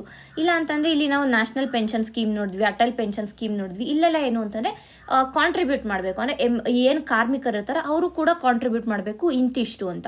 ಸೊ ಈ ಕಾಂಟ್ರಿಬ್ಯೂಷನ್ ಏನಿದೆ, ಈ ಕಾಂಟ್ರಿಬ್ಯೂಷನ್ಸ್ ಈವನ್ ಇಂಥ ಸ್ಕೀಮ್ಸ್ಗಳಿಂದ ಈ ಸ್ಕೀಮ್ಸನ್ನು ಮತ್ತಷ್ಟು ಸಿಂಪ್ಲಿಫೈ ಮಾಡೋದಿರ್ಬೋದು, ಮತ್ತು ಅದು ಎಲ್ಲ ಕಾರ್ಮಿಕರಿಗೂ ರೀಚ್ ಆಗುವಂತೆ ಮಾಡುವಂಥದ್ದಿರ್ಬೋದು. ಅಂದರೆ ಅಷ್ಟು ಅದನ್ನು ಸಿಂಪ್ಲಿಫೈ. ಸೊ ಎರಡನೇದೇನು ಅಂದರೆ ಸಿಂಪ್ಲಿಫೈ ಮಾಡುವಂಥದ್ದು ಒಂದು, ಮತ್ತೊಂದು ಸ್ಟ್ರೆಂಥನ್ ಮಾಡುವಂಥದ್ದು.